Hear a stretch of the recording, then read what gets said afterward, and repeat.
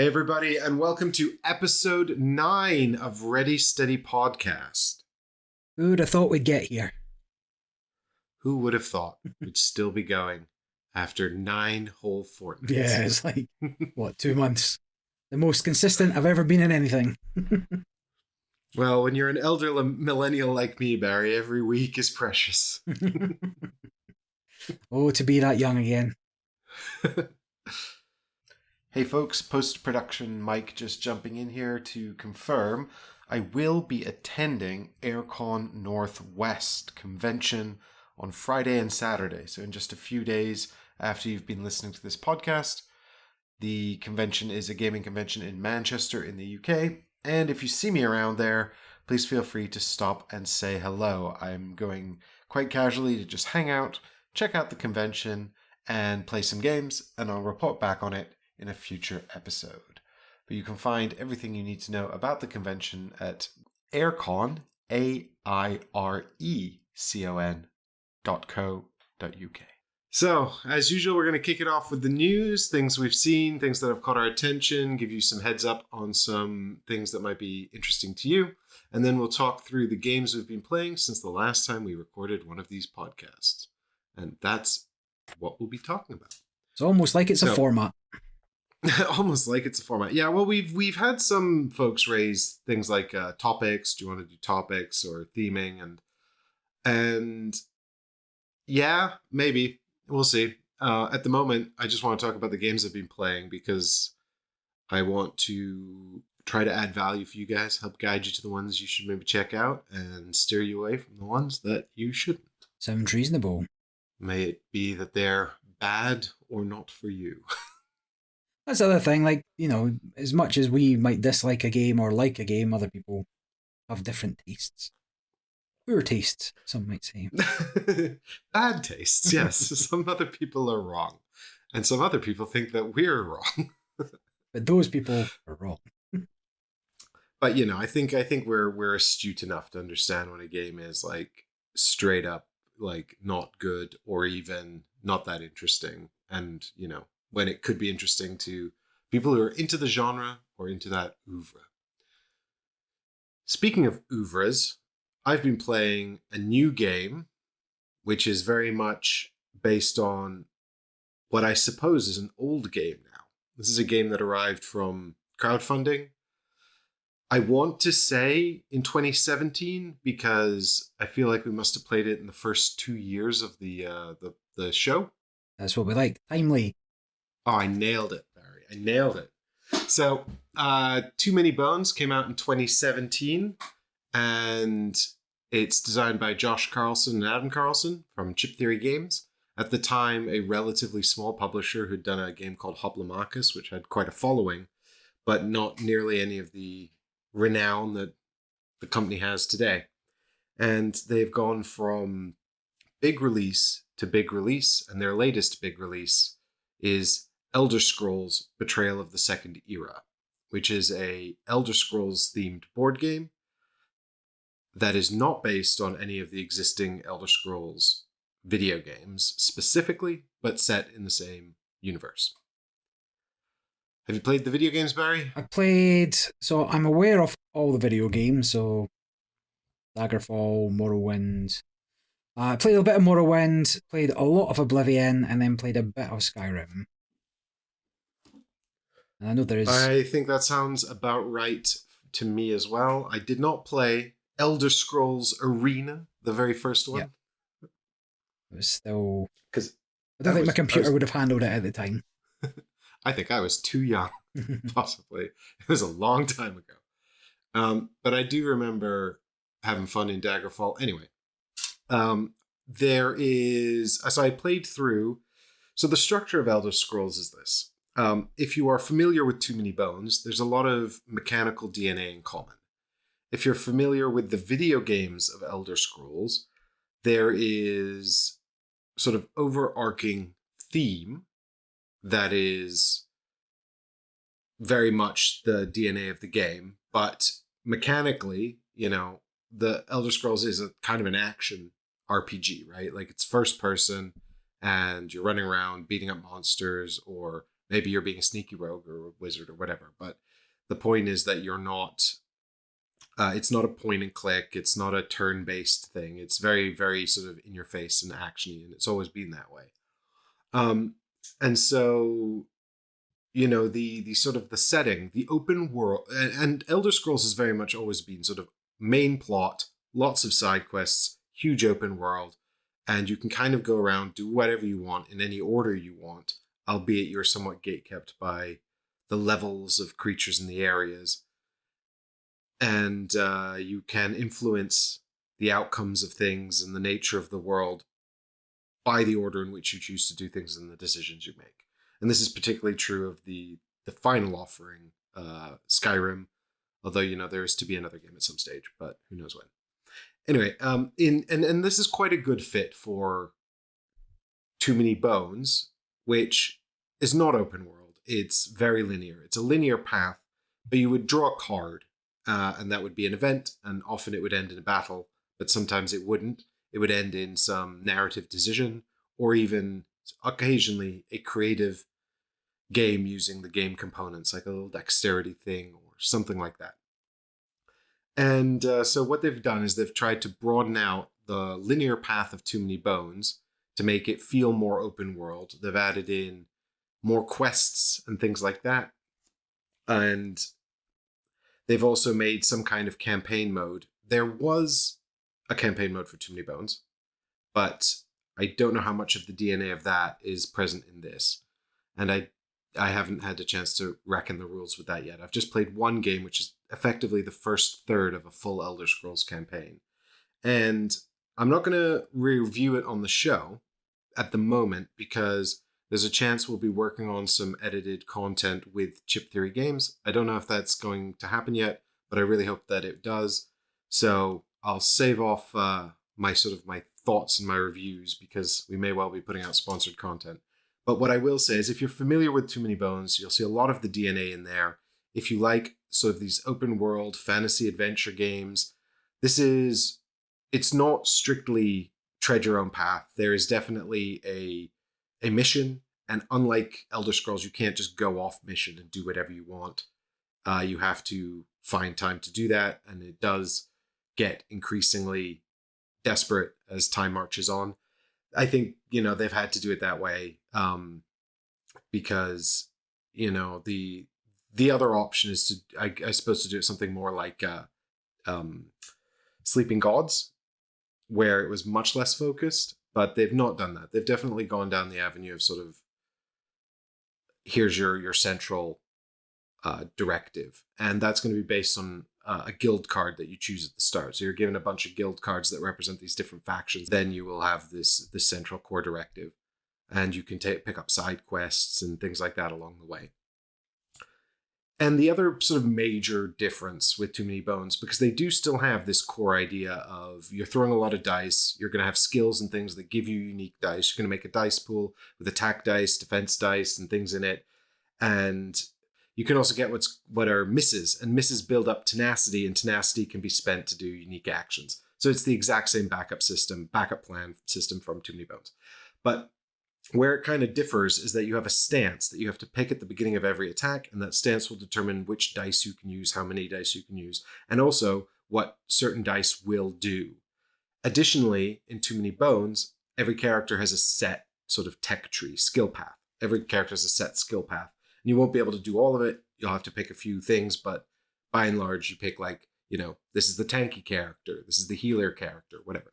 In Elder Scrolls, what you're doing is you're actually going to get these disciplines over the course of the game that are going to give you those skill trees. And each individual discipline is probably slightly less diverse than Too Many Bones. It might actually be on par. Some of them are pretty diverse and others are less so. But you're going to get these disciplines and you're effectively sort of mix and matching your own combination of disciplines, like a sort of a Lego character almost. Do you want to be, for example, I played a Dark Elf spell sword, and I specialized in sword and shield, destruction magic, and healing magic. And I could have picked from all kinds of things like acrobatics, stealth, double-handed weapons, archery, summoning magic. So that's quite compelling.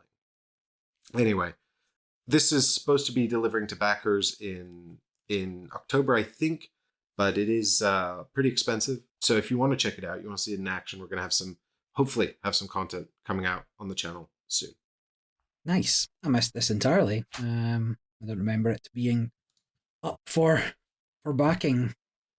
Unless I just got it confused with the Skyrim game. That is possible. There is also the Elder Scrolls Skyrim game, Skyrim Adventures from Modifius, which we did look at a convention, and I don't own. We'll leave it there.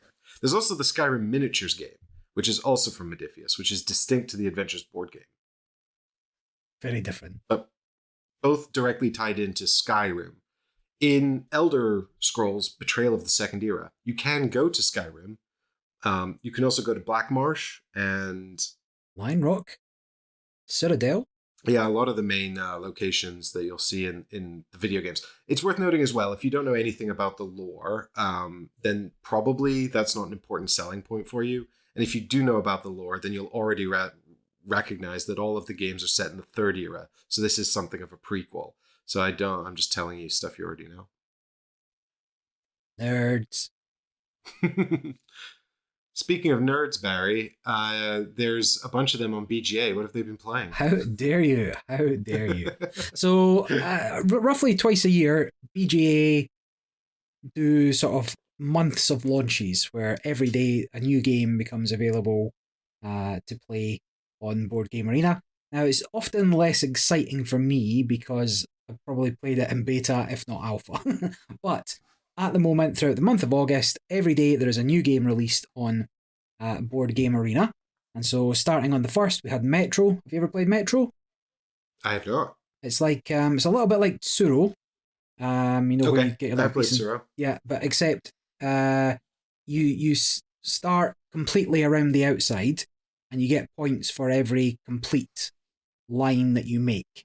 Or for every tile you go through when you complete a line. There's no way to not complete a line. And so you want to be making a route that twists round and round and round and round to get the most points. I see. It was fine. Give you some short reviews. Framework is a tile tableau builder where the tiles are both the goals for points and the solutions. So in order to score these points, you need certain colours on the tiles, and you're putting them down into your tableau. They must touch something else. And then for every, let's say you needed 4 silver tiles, they can be orthogonally adjacent through themselves, and you can fulfill that objective by having that tile touching 4 silver tiles. And then you would score the points. And it was decent. I don't know. So this is one I have actually played in real life. Yeah. I've played Framework. It's designed by Uwe Rosenberg, actually. Mm-hmm. And it is a drafting game, fundamentally. I suppose drafting and geographical puzzle. I played at 4 players, which I think is probably the best count for it because it makes the drafting pretty excruciating. I actually think, correct me if I'm wrong here, is it like a snake draft round to round?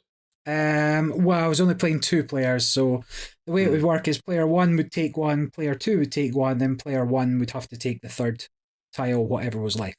That's right. Yeah. So I think the way it works is the first player token passes around, and then there's number of tiles equal to number of players plus 1. Yep. The first player gets 2 tiles around, and everyone else gets 1.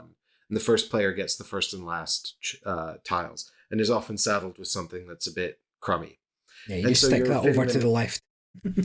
Yeah, exactly. You're fitting them into this grid. They're squares, and you're fitting them into a grid, and they all want to be next to something else. They've got like objectives and values on them, and the objectives tell you all the values they want to be adjacent to, and then what they're worth to the tiles they're adjacent to. And so in a perfect world, you're syncing up all of these things for big points bonanzas, but it's not a perfect world because it's a drafting game.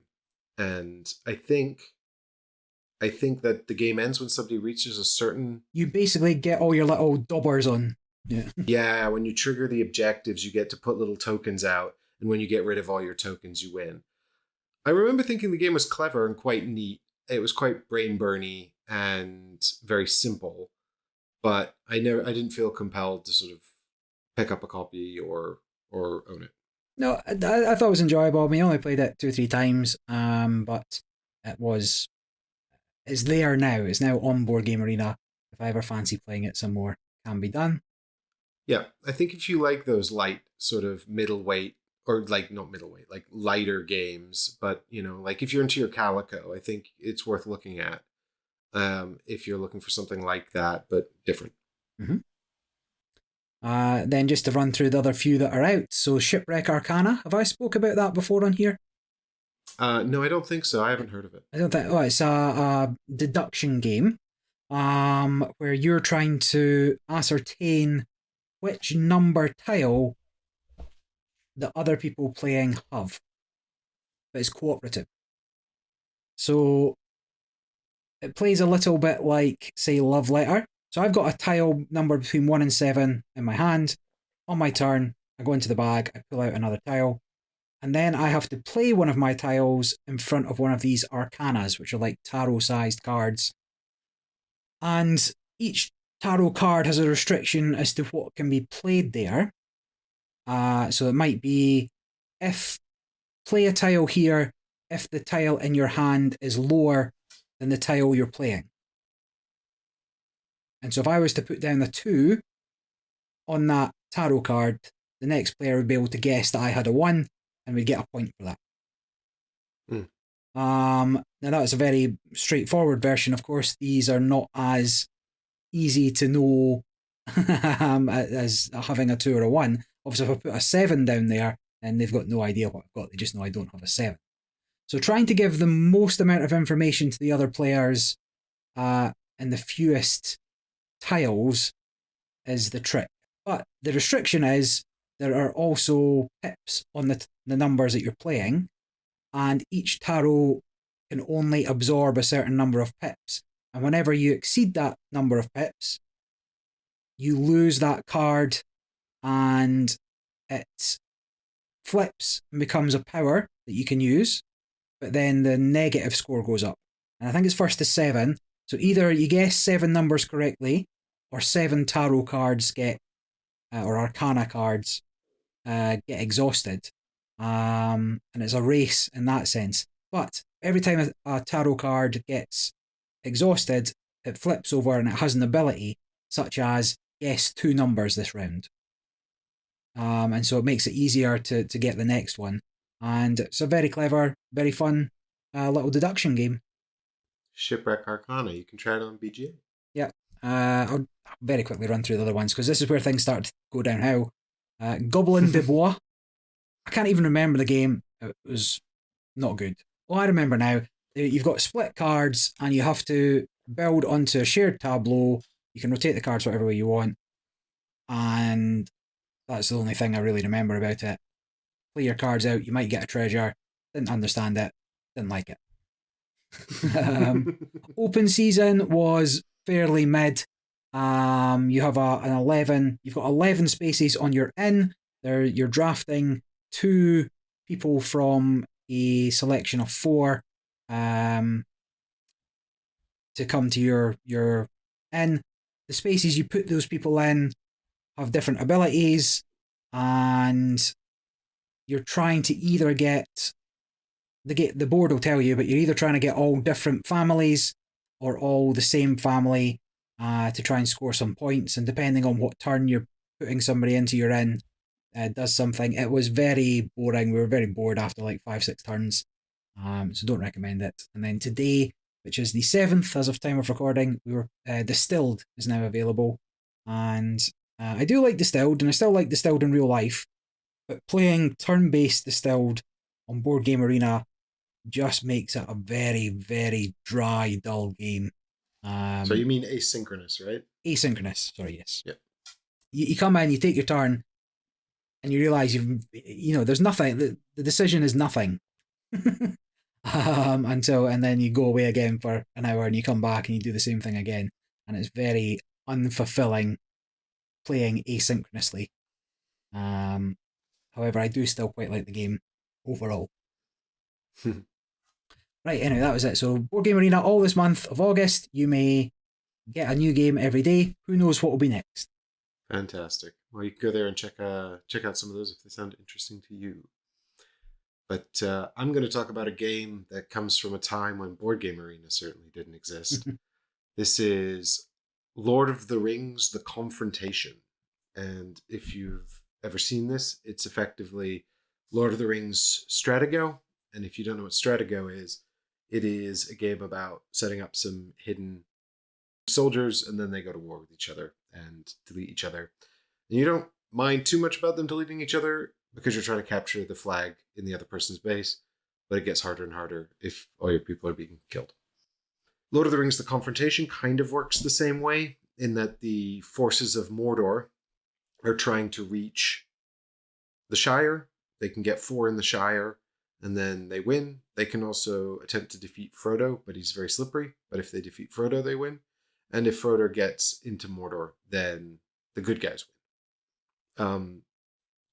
This is a 2004 game designed by Reiner Knizia and originally published by Fantasy Flight Games, I believe. They did an original version in 2004, and then they did a later version, a reprint. This is a post-recording correction. The original version was 2002, and the second edition was 2005. So, as far as I can tell, the main differences between the second edition are an entirely new set of characters, which can be used to play a draft mode, and an additional 4 cards to change the hand. Each player gets 9 cards in their hand, and the original game had 4 variants, 2 for each side, that could be used to change up this distribution. And the deluxe edition from the reprint has 4 additional cards, 2 for each side, to further change that up, offer further variability, and an entirely new set of characters as well, which can be used to play a draft version where you're changing up the characters. And it's worth noting that all the new content in that version is credited to some little-known designers at FFG called Christian T. Peterson and Eric M. Lang. So there is additional content by them. And another major change is the artwork as well. They've changed out, aside from the board, they seem to have kept the board the same, but they've changed out all the artwork and lost the original John Howe art from bigger and bolder artwork in the second edition. And I had that 2004 version for a bit, and I didn't take it with me when I moved to London, when I moved out of my parents' house. And so I was sad not to have that anymore. Since then, I've not played it.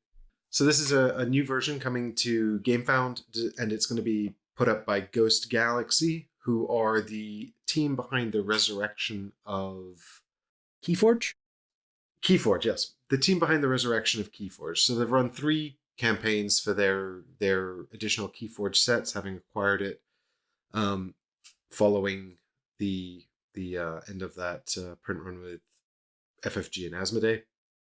And now they're doing another FFG game that's seemingly abandoned. So sort of in the spirit of, I suppose, picking up hobby games and bringing them back to life, this is, of course, a much older one. And they are offering all new art, all new production. If you've ever seen Stratego, it looks a bit like that, right? What you've got are units that are hidden behind walls, and these walls are just plastic, sort of, in Stratego, actual medieval walls. In Lord of the Rings, just plastic walls that hide the faces of the pieces. So effectively, you know where your opponent's pieces are, but you don't know which pieces they are. And they've all got different strengths and different special abilities. In Stratego, there's more of them. There's a lot more pieces. In Lord of the Rings, The Confrontation, I think each player has about 9 pieces, so there's fewer of them. It'll be 9 because of the Fellowship. It'll be 9. Yeah. They've got numerical values and special abilities, and they're moving around a board which is a grid that restricts movement and forces you to make decisions. You can have multiple pieces in territories, and if they are coexisting, battles will kick off, which will be primarily will be resolved in one of 3 ways: by text on the cards. So certain characters just delete other characters if they meet. certain characters can escape from conflict before it even takes place. And then if they don't delete each other right away, you get to play some cards from your hand, which could just resolve the combat in your favor. And if it still doesn't resolve the combat one way or the other, then you'll just add up some numbers to see who wins. And of course, because it's Reiner Knizia, the playing of the cards in your hand is quite excruciating. I remember specifically, you don't get to pick them back up till you've played through them all. And anyway, I thought, seeing as it's a relatively light game, it's a dueling game. It's 2 players only, plays really pretty quickly, especially if you've played it before. Like your first game will probably take about an hour, and then after try it while you're getting sort of the capacity of everyone internalized, and then after that it'll be 20-30 minutes probably, unless you really like to agonize. But there's a lot of hidden information. Anyway, I remember having a really good time with this when I was less than half the age I am now. I don't know if it will hold up. And I don't know really how evocative it was. It felt at the time evocative of Lord of the Rings. And I mean, of course, at the time I had no idea who Reiner Knizia was, or any of that sort of context. But, I remember the game feeling pretty good. So I was looking to see, so this campaign launches in a couple of weeks. And while I was looking at it on BGG, I saw that somebody had the original first edition for sale on eBay. So I bought it. Right. Because I got really nostalgic about it. And I didn't have it anymore. So I hope it holds up. Yeah, I have bought that, so I'll see if I can get a game in, and I'll come back and let you all know if it holds up and it's worth investigating, or if it's really dated and not worth looking into. We'll see. I can't say I've ever been overly drawn to play it. But, if you're telling me it's good, I'll maybe investigate. Well, fundamentally, it's if you like the Lord of the Rings theme, that'll help. Also, it's very much hidden, imperfect information. It's sort of poker faces and bluffing, but without actually any major need to bluff. So a lot of it is just kind of sitting there and sweating and going, I hope they don't realize this thing that I'm doing, and without really any, evidence to go on other than someone else's poker face. So, if that kind of stuff appeals to you, sort of, bluffing and deduction with no actual evidence, then you'll probably have a good time with it. But if that really frustrates you, then you probably won't enjoy it. Fair enough. I'm on the FFG site and it currently says out of print. So let's assume that that's not ever coming back under their control. Did you see the Fantasy Flight Inflight report? I did not. You missed very little, to be fair. The Inflight report was heralded as being a return to classic FFG. Not a single board game announced or revealed. Wow. It's all card games. So Star Wars Unlimited, new expansion for Arkham Horror, finally being Cthulhu, in sort of a drowned city type scenario.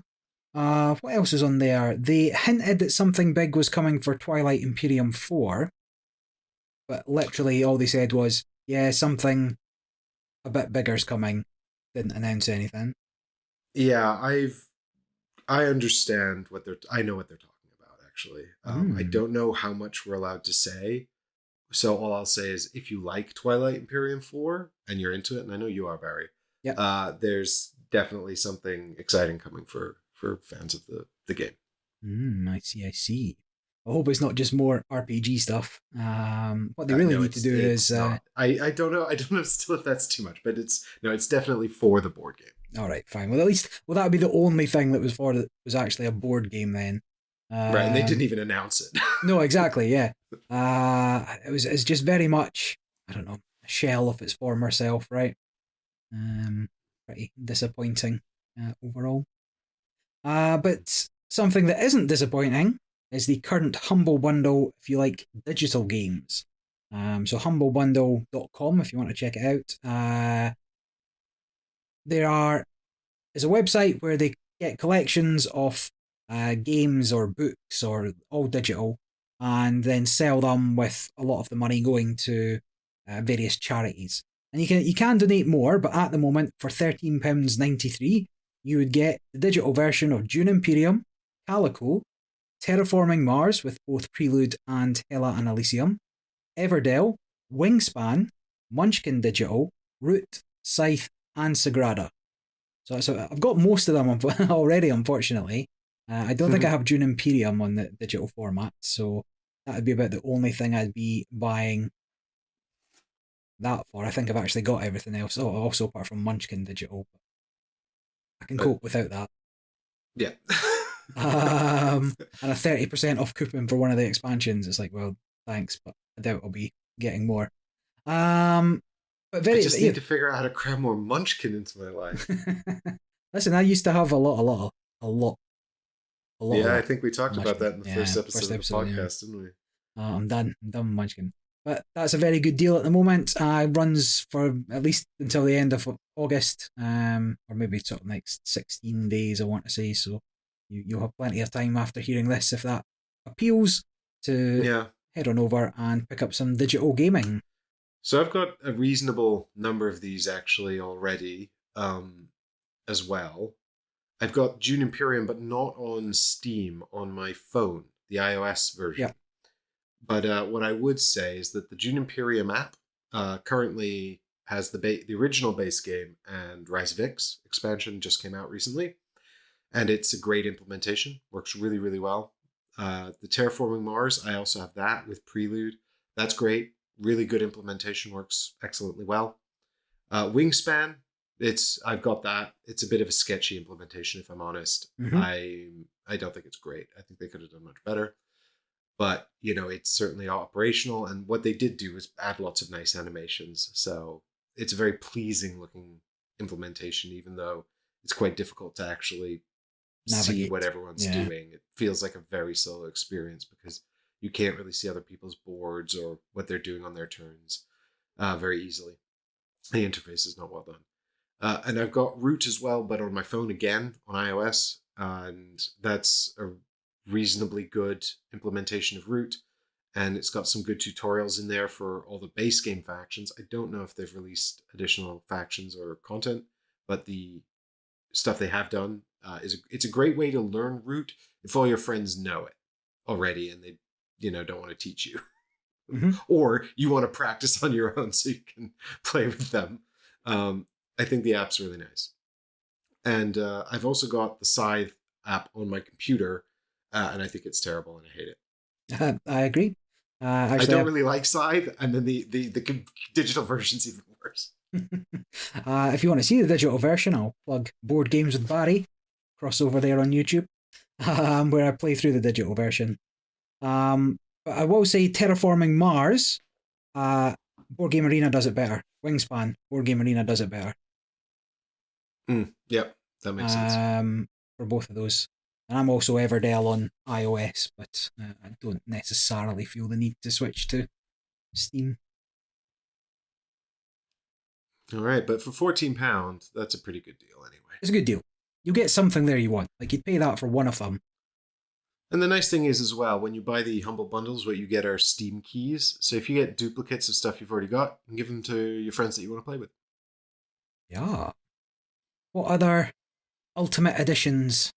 Yeah, this is an interesting one that I just thought I'd call out because I was sort of trolling through GameFound and looking for things to see if there's anything that sort of caught my eye that I wanted to mention. And there's some stuff up and coming, but something that's currently, I think, launched or coming very soon is Dungeon Twister 20th Anniversary Edition.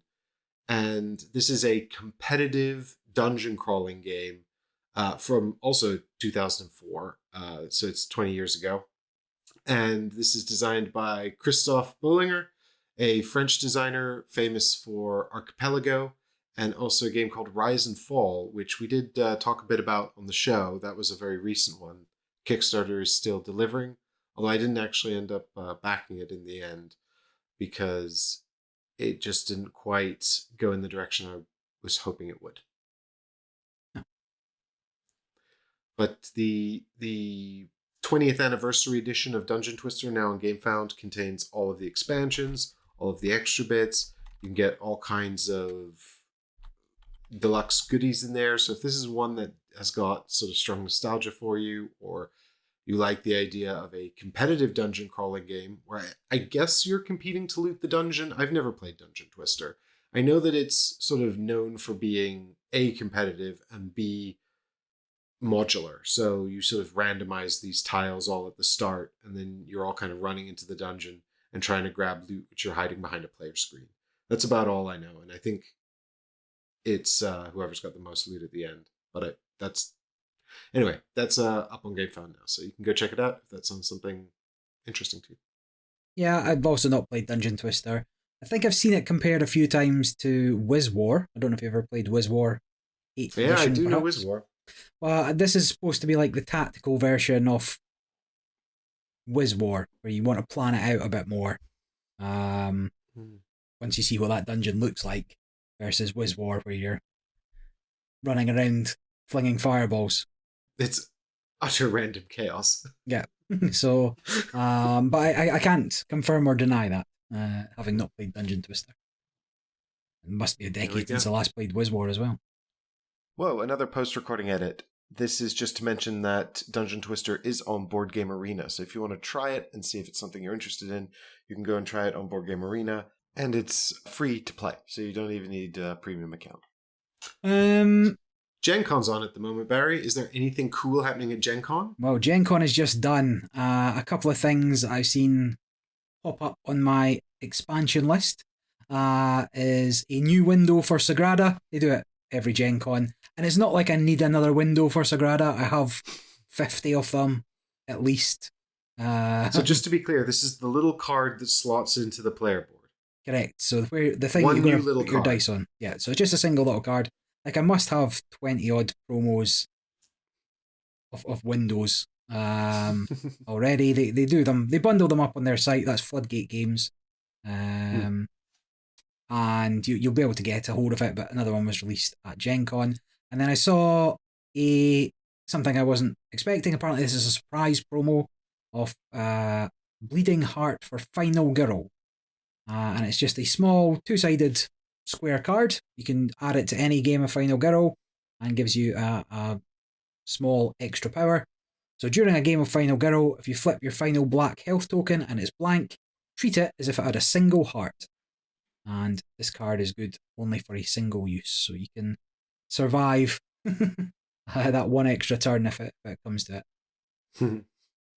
Yeah, just for the folks that are listening to the show that may not follow us on the channel, I lent you Final Girl, didn't I? And you played a little bit of it, and you weren't super impressed with it.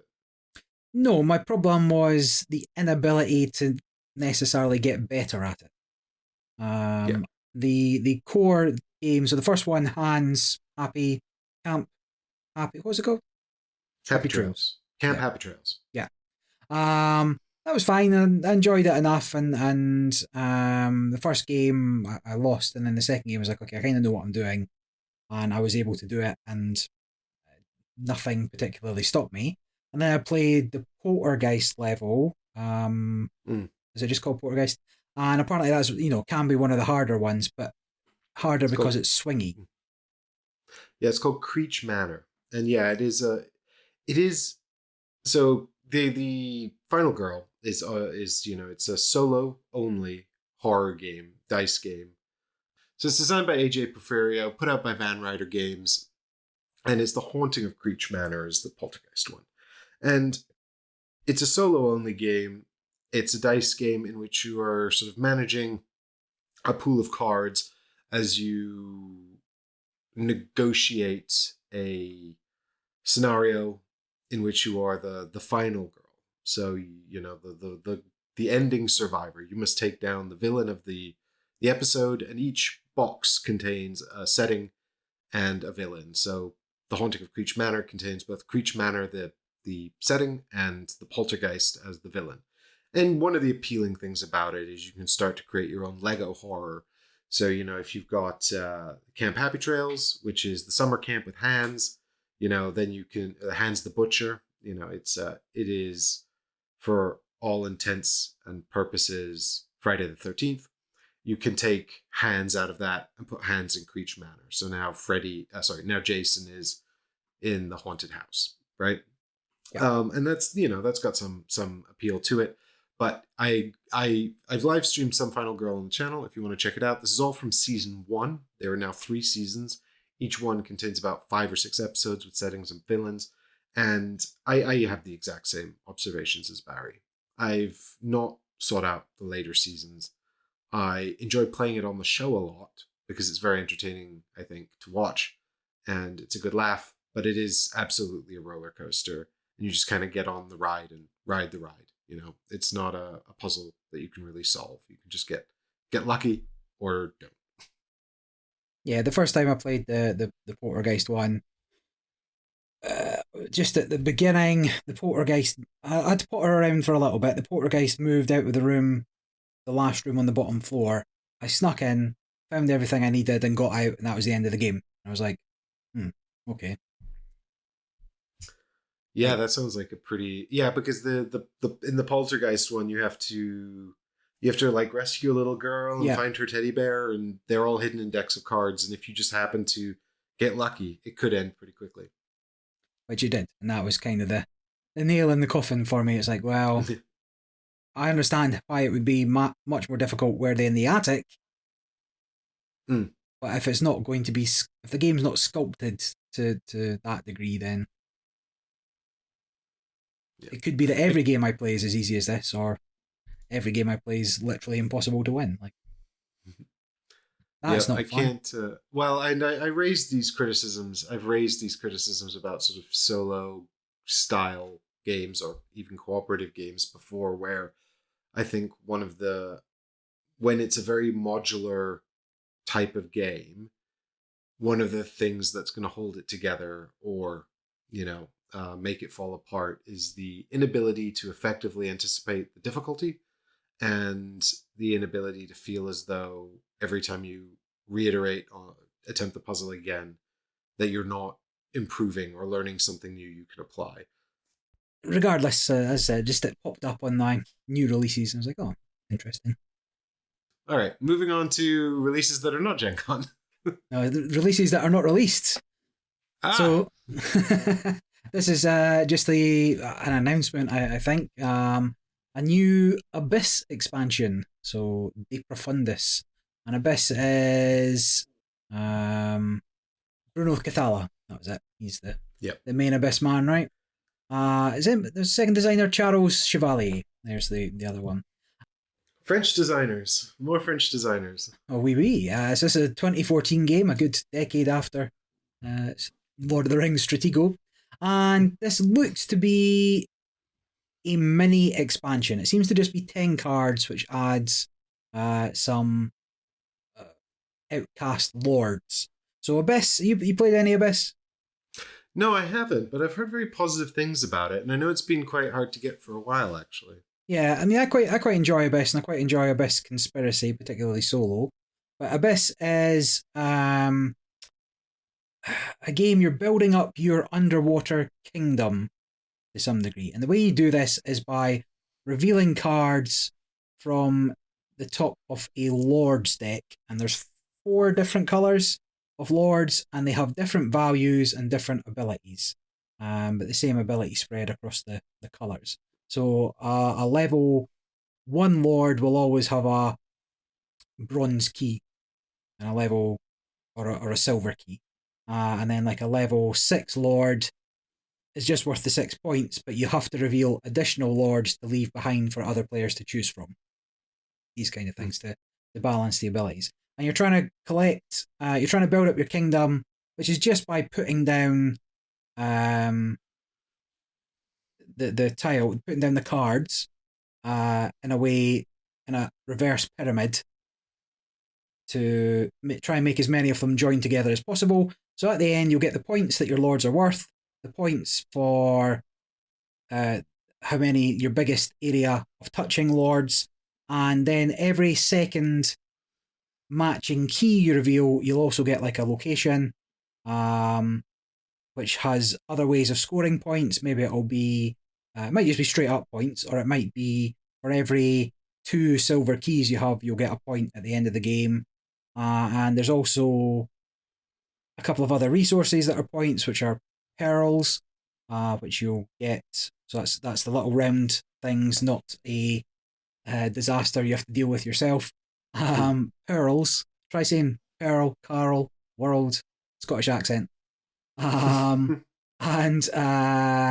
if you've got the most pearls at the end, you get to be the Pearl Master or something, you get points. And you also have to defeat monsters along the way for points. There's a few ways of getting points, but the core part of it is you're flipping over these lords until you take one.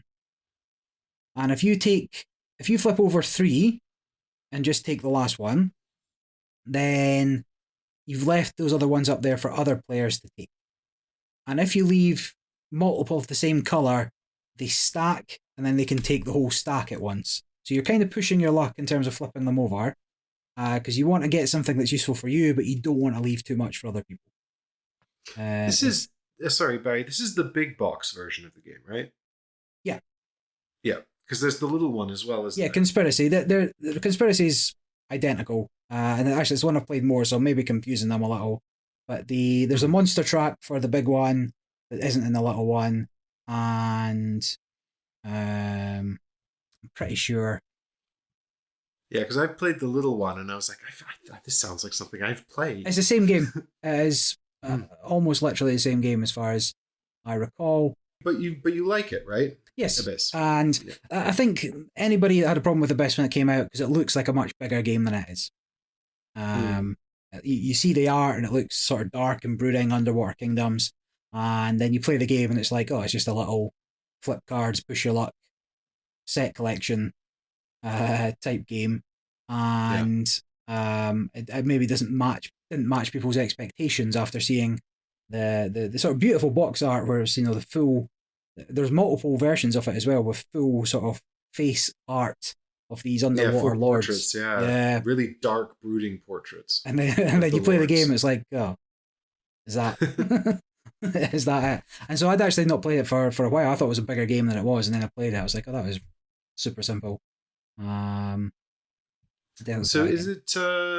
is it expected that this new expansion is going to come with a reprint? Unclear. I mean, it's due out this year, and the rules here. So the 10 outcasts reach the gates of the kingdom, stripped of their titles as lords and banished in the furthest reaches of the abyssal depths. They evolve to survive and prepare for their return. They have their deck alongside that of the lords, and they're recruited the same way but have different powers.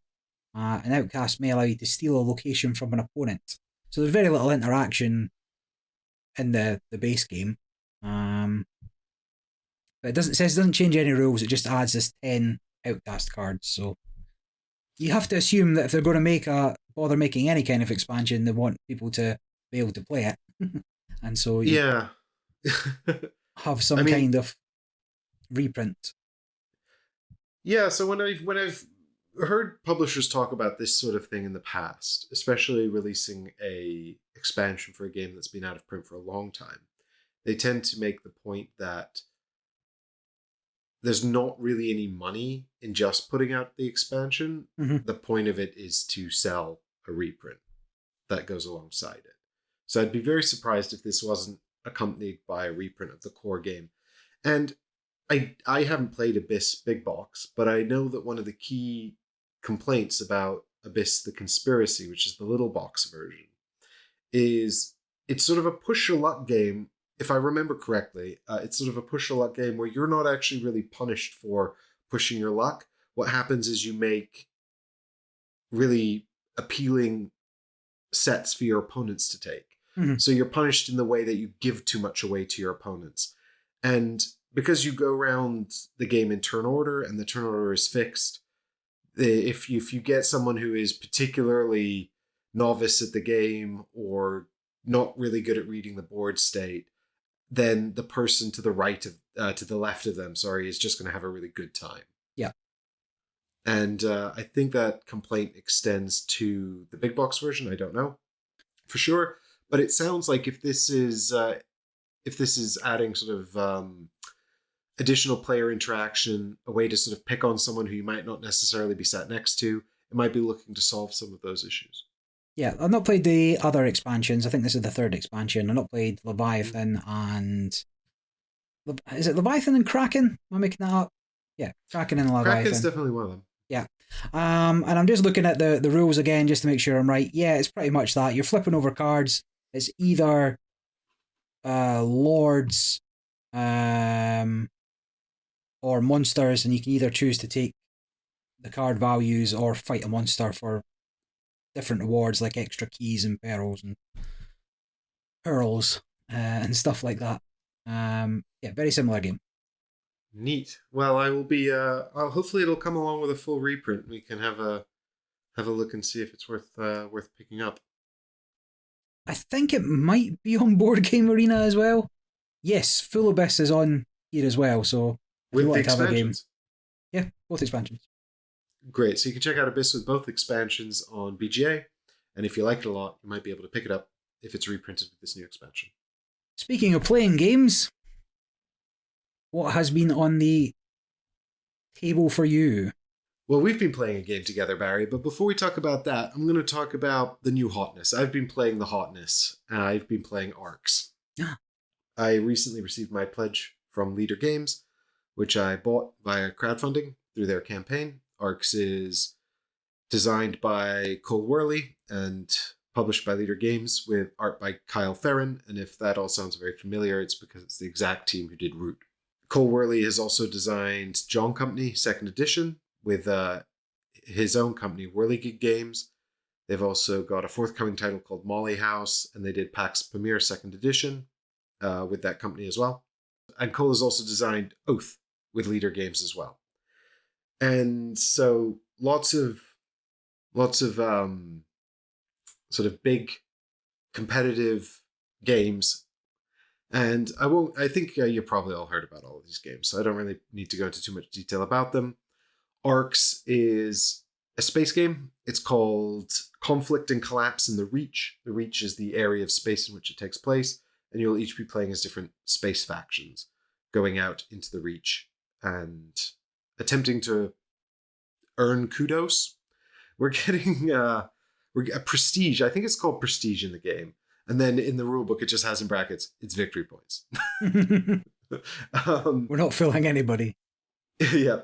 And Arcs comes with a big box expansion called The Blighted Reach, which is a campaignification of Arcs. There's kind of 3 levels of Arcs, really, because in the core game, you got, in the core box, you got the basic game, and then also a sort of a modular expansion called Leaders and Lore, which creates asymmetry. So in Arcs, you're setting out, and everyone's completely identical. And then you are going to get, if you play with the modular expansion, an asymmetrical leader that breaks the game in some way in your favor, as well as these lore cards that do the same thing.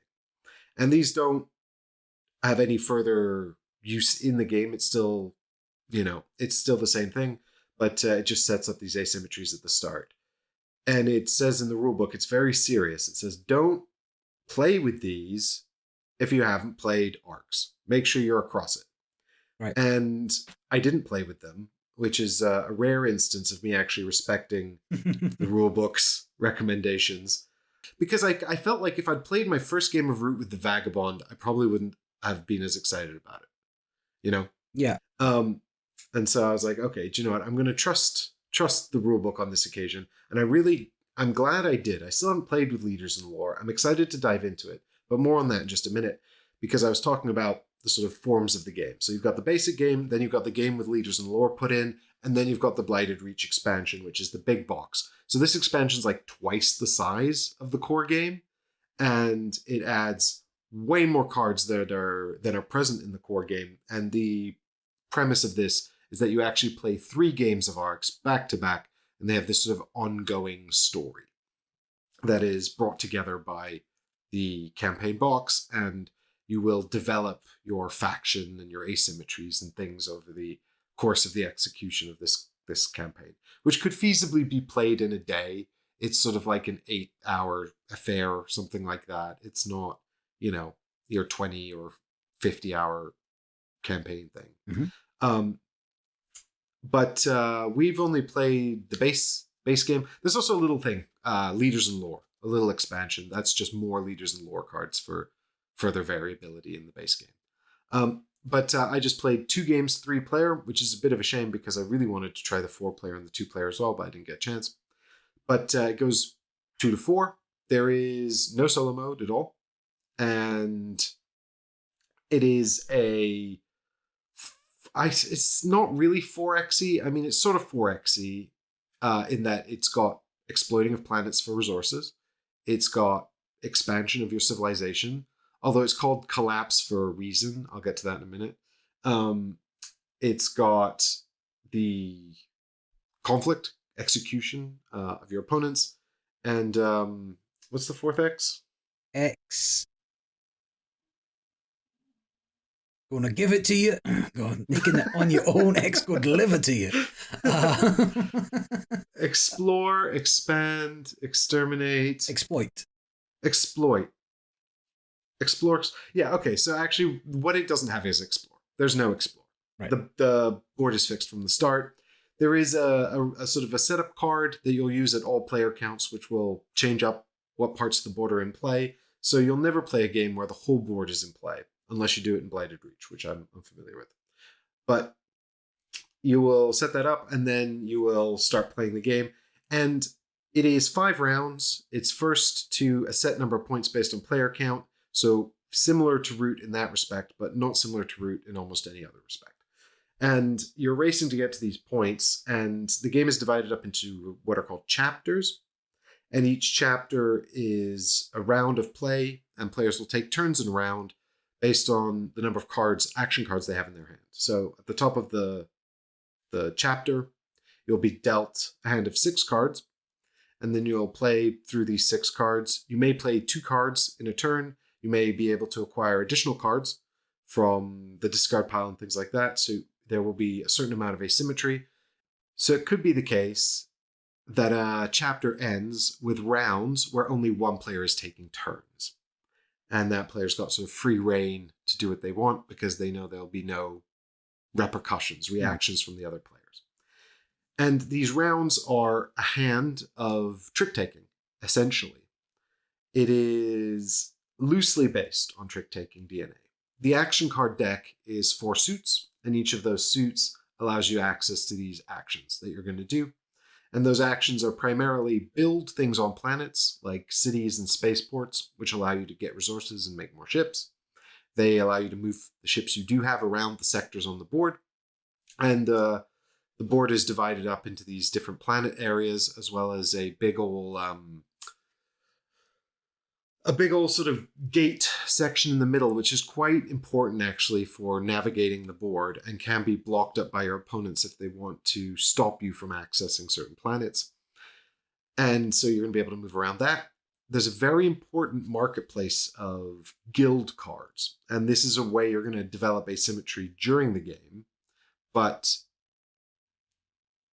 these are also stealable.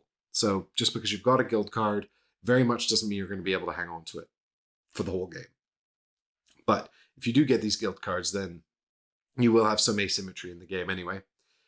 And there's an action to influence those cards. There's a separate action to secure them if you have influenced them. So it's sort of an area majority card market system going on there. And then there's an action to commit to a battle. And the battles are really interesting because it's always ships. It's just ships fighting ships. Ships can also destroy buildings and things like that, but buildings don't commit any value to the fight. But the game comes with 3 different types of dice, and when you commit to a battle, you'll get to have 1 die per ship, and you can pick from any one of the 3 pools. You can mix and match as much as you want, create your own dice pool of up to as many dice as you have ships, and 6 in any given type, because that's all there is. So there's blue dice that are super safe. They're going to do like minimal damage to your opponents, but no damage back to you. There's red aggression dice that are super dangerous because although they'll probably do quite a lot of damage to your opponents, they could also do quite a lot of damage back to you. And then there are these orange raid dice, which are super duper risky. They'll not damage your opponent's ships at all. They might destroy their buildings, but they'll give you these keys, which are currency you can spend to steal resources and guild cards from your opponent. So that's how you're going to get access to those guild cards if your opponent's got one you want. So you're playing these cards out to gain access to these actions. And the way it works is each round, a player has the initiative, and they're going to play the leading card, much like a trick-taking hand. Someone plays a lead card in one of these three suits. You've got mobilization, which is all about movement, construction, which is all about building buildings and ships. You've got administration, which allows you to tax your planets for resources and repair things and influence cards. And then you've got aggression cards, which primarily are about committing battles, but you can also move around with those as well. So all the cards have sort of multiple action options on them. And so someone picks a lead suit, and then it's going to have a numerical value and a number of pips as well. And typically the lower the numerical value, the more pips it will have. And each pip is effectively an action point you can spend to take one of the actions on the card. So, you play the aggression card with 2 pips on it, and maybe you can move some ships around and do a battle, or trigger a couple of battles if you're currently able to do that. So you're sort of picking from this menu. And then we go around the table in turn order, and each player has to play a card from their hand to follow the lead card. And that can be the same suit or a different suit. If it's the same suit, then what matters is whether or not it surpasses the original card, which means the number is higher. If the number isn't higher, then it's what's called a pivot action. You can't surpass. But if you can surpass, you're going to get to take all of the actions on the card you played. So you get to use all the pips. If you can't surpass, then you play a face-up card in the same suit or a different suit, doing what's called a pivot action, where you get one action on that card. Even if it matches the suit, just one action, and you can pick whichever action you want. And then you can also copy, where you play a card face down, nobody knows where it is, and then you can do one of the actions on the lead card.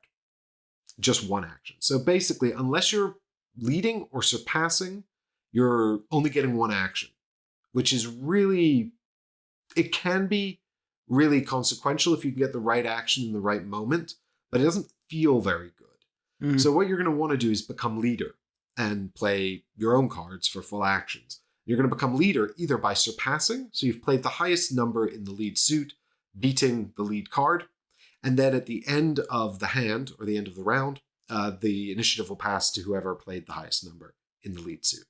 There's no trumps or anything like that. You can also seize the initiative.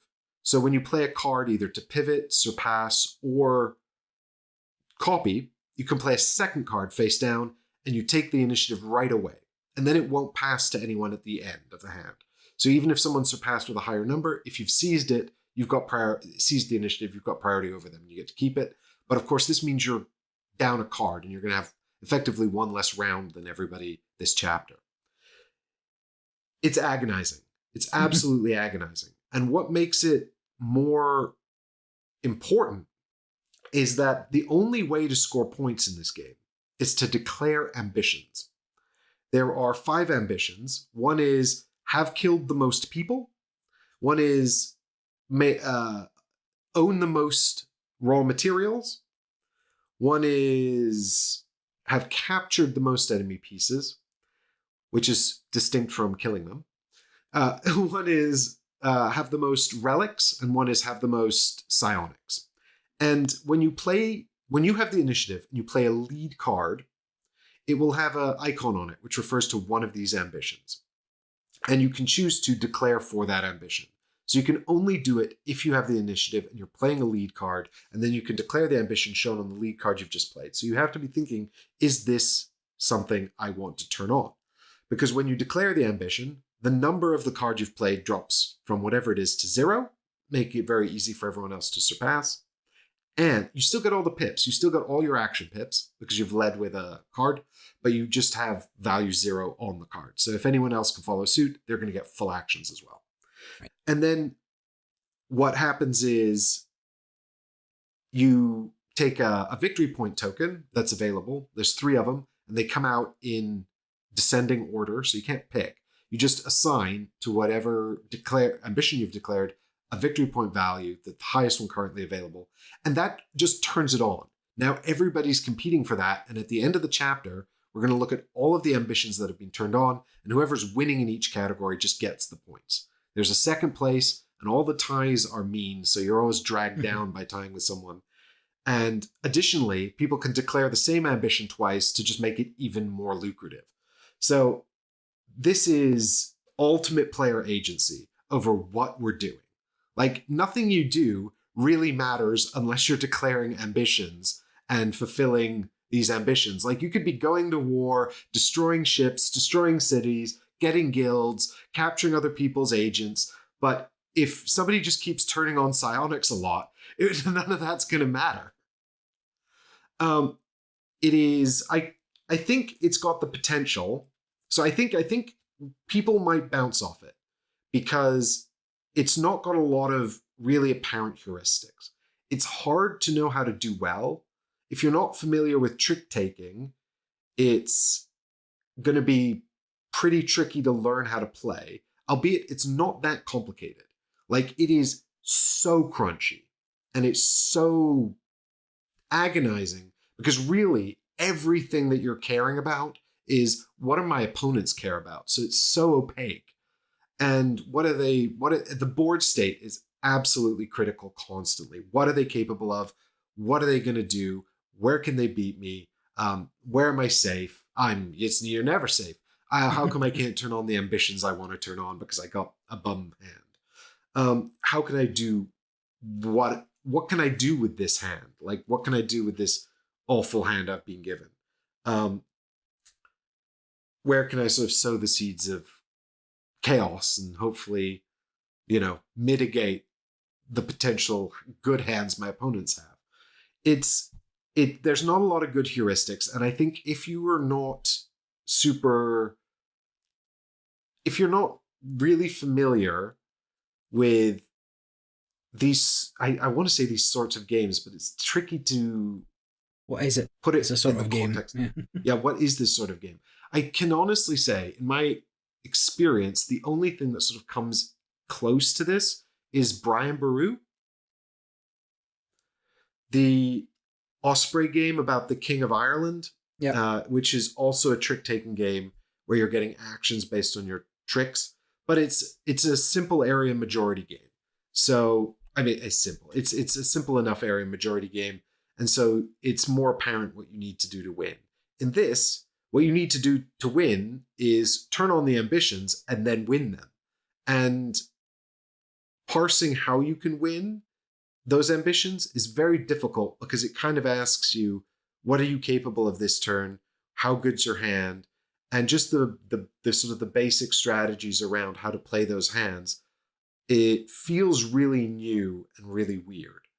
And I think that's probably why it's also so compelling for people. It feels like something really unique and really interactive in a space where there's a lot of familiar games and a lot of games with low interaction. But it's super mean, and I say mean, like everybody, the game expects you to be mean. It's very, very, very competitive. And you've really got to be on the ball of what everyone's capable of. To an extent, you can't just bully someone who's losing. At the same time, if it's going to enable you to get ahead, that's fine, because what it's really about is turning on those ambitions and scoring them.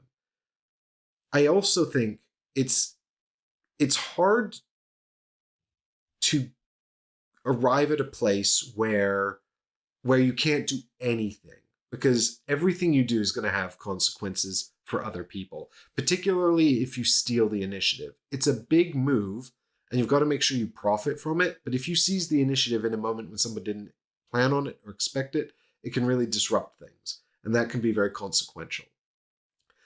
But it's also called conflict and collapse in the Reach. In my experience of 2 games, it is a game of collapse. You start with the most stuff you're going to have on the board. You'll probably get more cities and spaceports out, but it will be a sort of a rise and fall. You'll get some ships out, By the end of the game, you'll have like 3 ships limping along. And so it's sort of a game of diminishing possibilities as well, I think. And at least that's how the 2 games I've played have worked out. But really fascinating, really interesting, and I'm really keen to play more of it. There is a 2-player version I haven't read the rules for, and I don't know how that plays. There's also a 4-player game that adds 1s and 7s. So the suits are 2 to 6. And everyone gets 6 cards around with 2 cards that are buried in the 3-player game.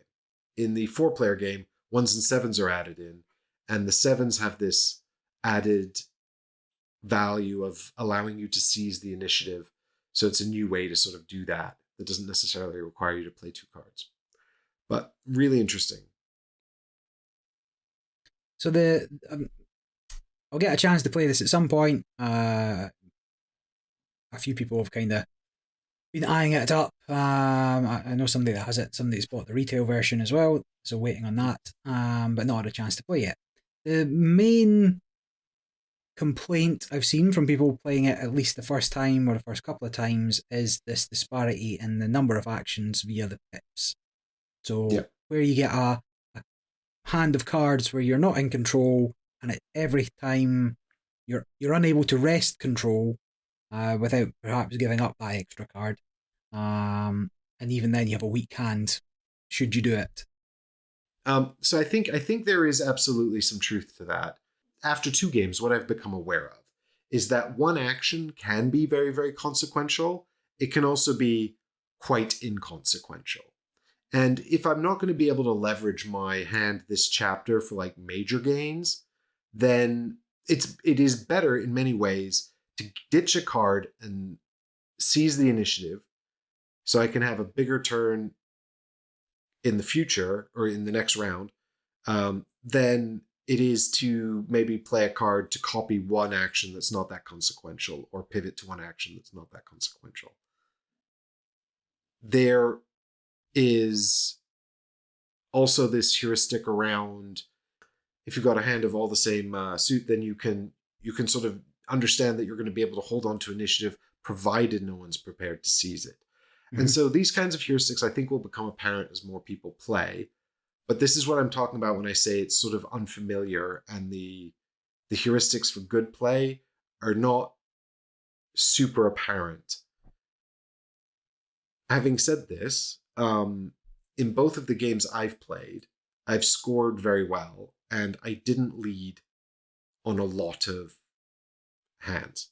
So it's absolutely not essential.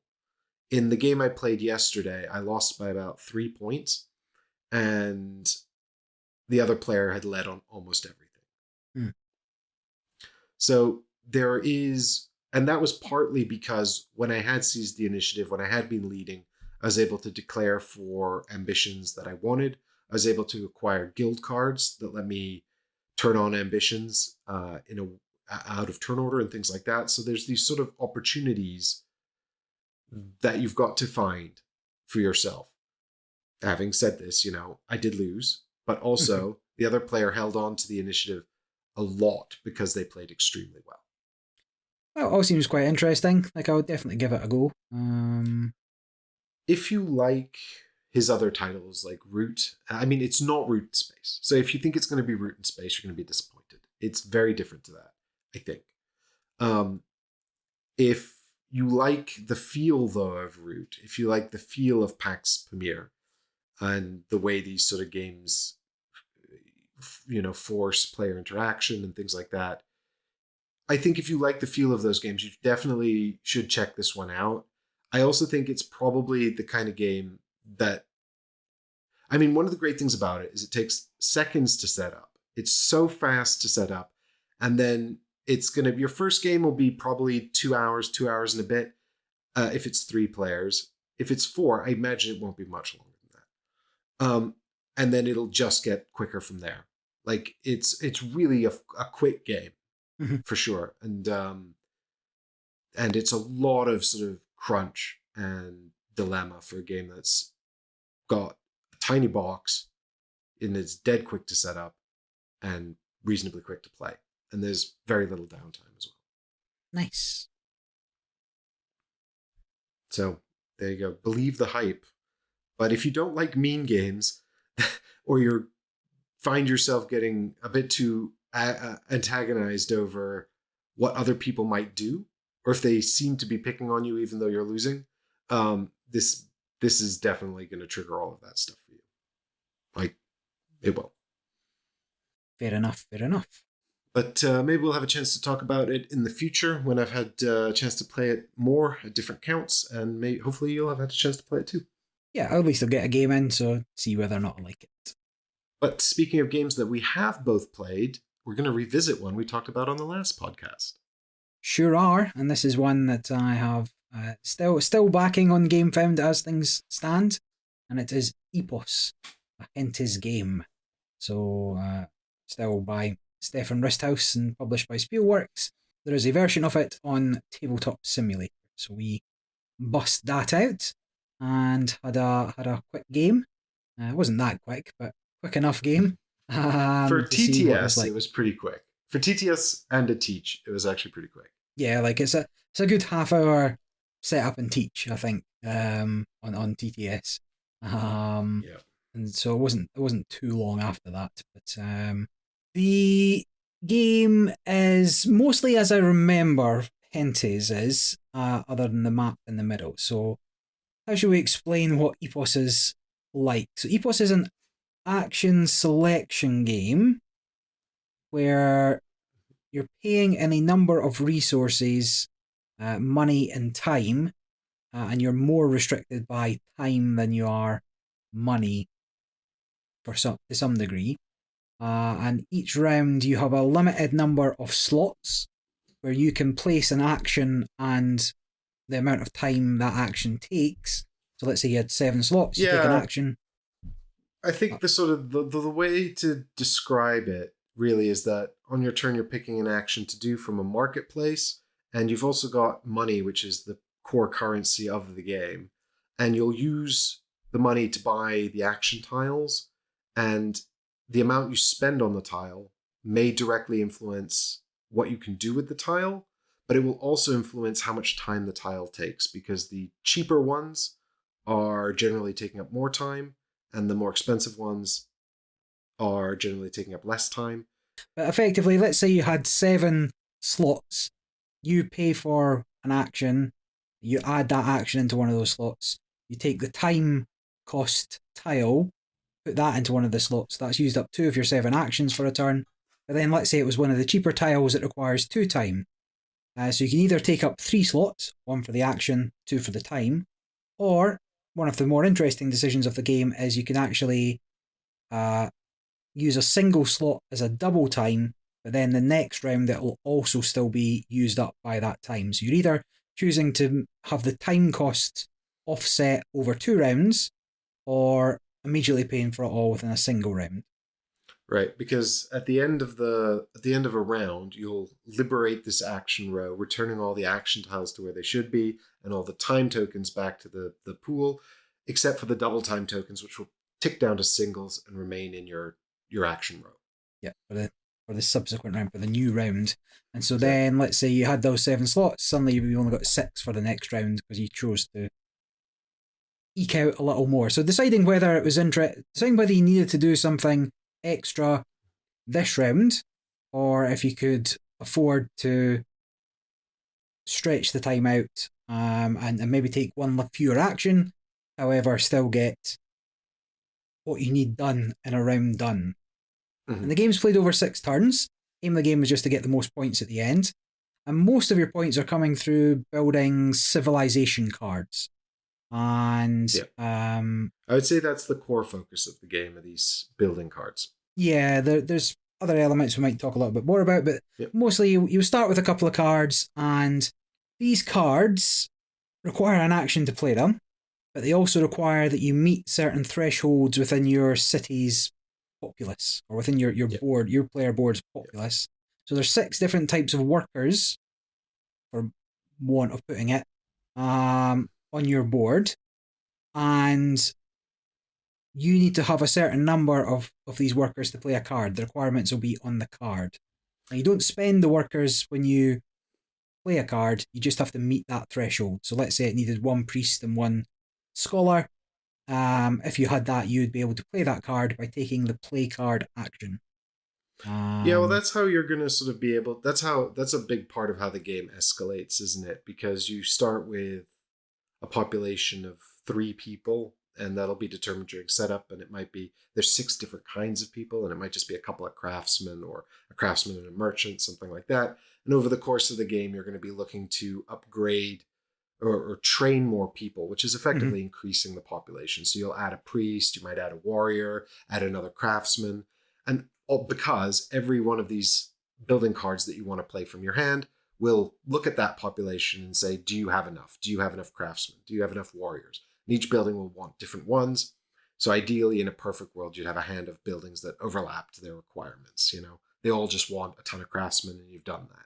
But it's not a perfect world, and so if you can figure out how to play these buildings and get those people trained up, then you'll be able to score a lot of points. Yeah.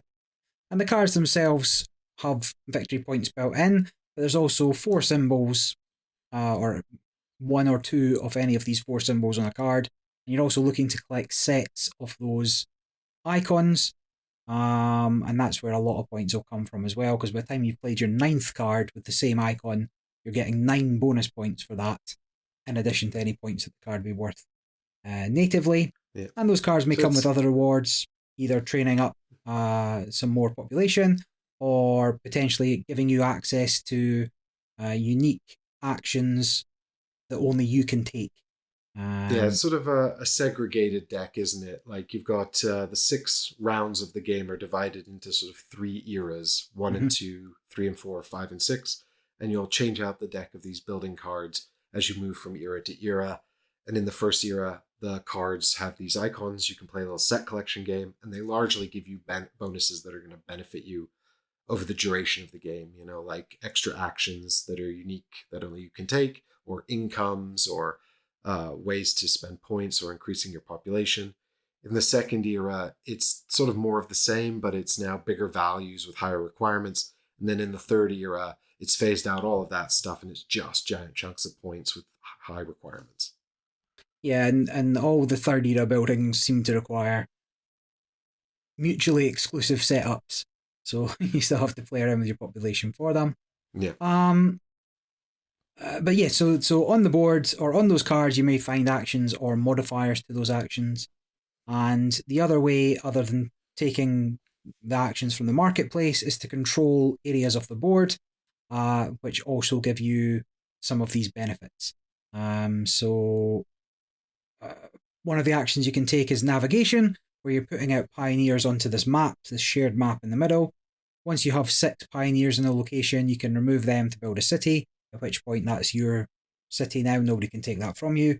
But otherwise, as long as you've not got a city on there, whoever has the most pioneers will control that area. And then once you have a city in the inner area, you can move to the outer area of the board, which has locations with actions on them, or action modifiers. Maybe it lets you train 1 extra person, maybe it gets you double your money, maybe it lets you pay the exact amount for an action you want rather than the value that's on the tile. And that's another key interesting part of the game, is the value of the tiles that you buy, but that's hard to explain as well without having it in front of you. The greater the value the tile you buy, the more it allows you to do, the more flexibility there is in where you can choose to train your population or to gain civilization cards. Now, functionally, the population tiles and the architect tiles, which are the tiles that give you access to marketplaces, either to buy more population for your civilization, giving you access to building the cards, or the architect tile, which actually lets you take the cards from the marketplace into your hand. The more you pay, the more access you can have to the market row. So you pay a very small amount, you have to take the first card, and that's it. Or you can train like one guy in one type of thing that's available. Pay a lot of money, you have sort of full options, but then you've paid a lot of money, and money's quite tight. Yep. And then there's a few other rules, like you get, end of every round, you'll score some income based on locations you control and cards you have, civilization cards you have in front of you. And you can also earn cubes in the Oracle or Temple track, which will let you modify your population for certain actions. Yeah. And that's at its core it. You play that over 6 rounds. Your time track loosens up every epoch, but also you're going to be playing cards that you can hopefully free up some more space so you can do more actions. There's a bit of sort of comboing. So let's say I took the teach action to get more population. I wanted to get I wanted to get 2 people in the 3rd column, but I would have to overpay for them from the tile. I could trigger a modifier, so I pay the exact right amount, and then maybe I have another city where I can trigger a modifier to get an extra man for free. And so you're looking at building up these little engines. They're not big, huge combo turns by any stretch, but you can look for ways of just inching out extras by going to the right location or getting the right civilization cards into your tableau. And there's a few objectives to work towards as well. What the game sort of does is it creates a series of really tight timing constraints and then offers you micro improvements to actions. And it sort of forces you to determine whether or not you want to sort of try and go for these improvements and how you're going to prioritize things, or whether you're sort of going to grab something before someone else that might want it takes it, right? I think having not played Gentes, having only played EPOS, it felt to me like a pretty solid sort of middleweight Euro with an interesting action selection mechanism and quite a lot of sort of crunchy sort of resource management, albeit just the one currency. And, a little bit of player interaction on the area control board. Not that there was a lot of scrapping for space in our game, but no. I could see that becoming more of a thing, especially at the 4-player count. We played at 3 with one of the patrons. But, despite the fact that we weren't really interacting on the land map, it certainly felt like there was enough player interaction where we were, nabbing those actions, and the choice about whether to put down 2 time markers or 1 double time marker and borrow an hour from the next turn. That's pretty agonizing. Like it's certainly the kind of timing considerations that I want to see in this sort of game. Yeah, agreed. And the map opens up a little in the 4-player game, of course, so could still be. There's enough space to do kind of what you want, and there's 3 areas in that map, and if you want to focus on just one area, you get some benefits for doing that. But if you want to focus on every area, or having a little bit in every area, then you get different rewards for that.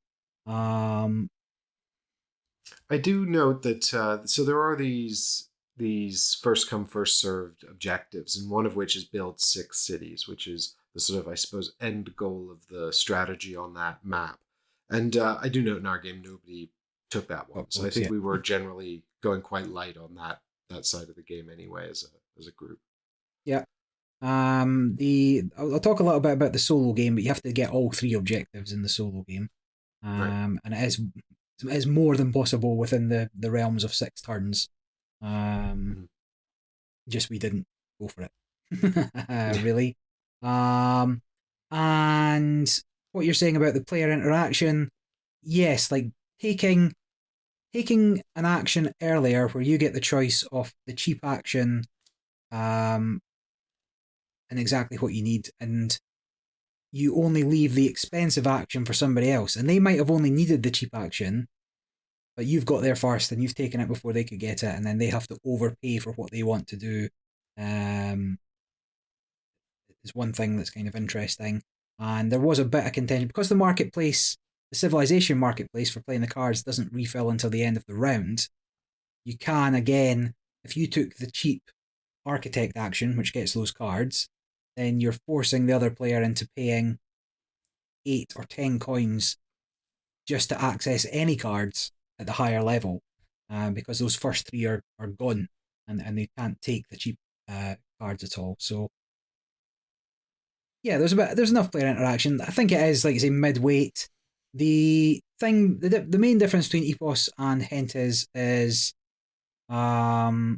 really the sort of modular expansions that we didn't play.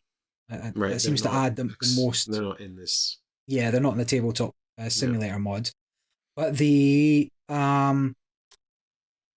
it expands on Gentes in a couple of ways.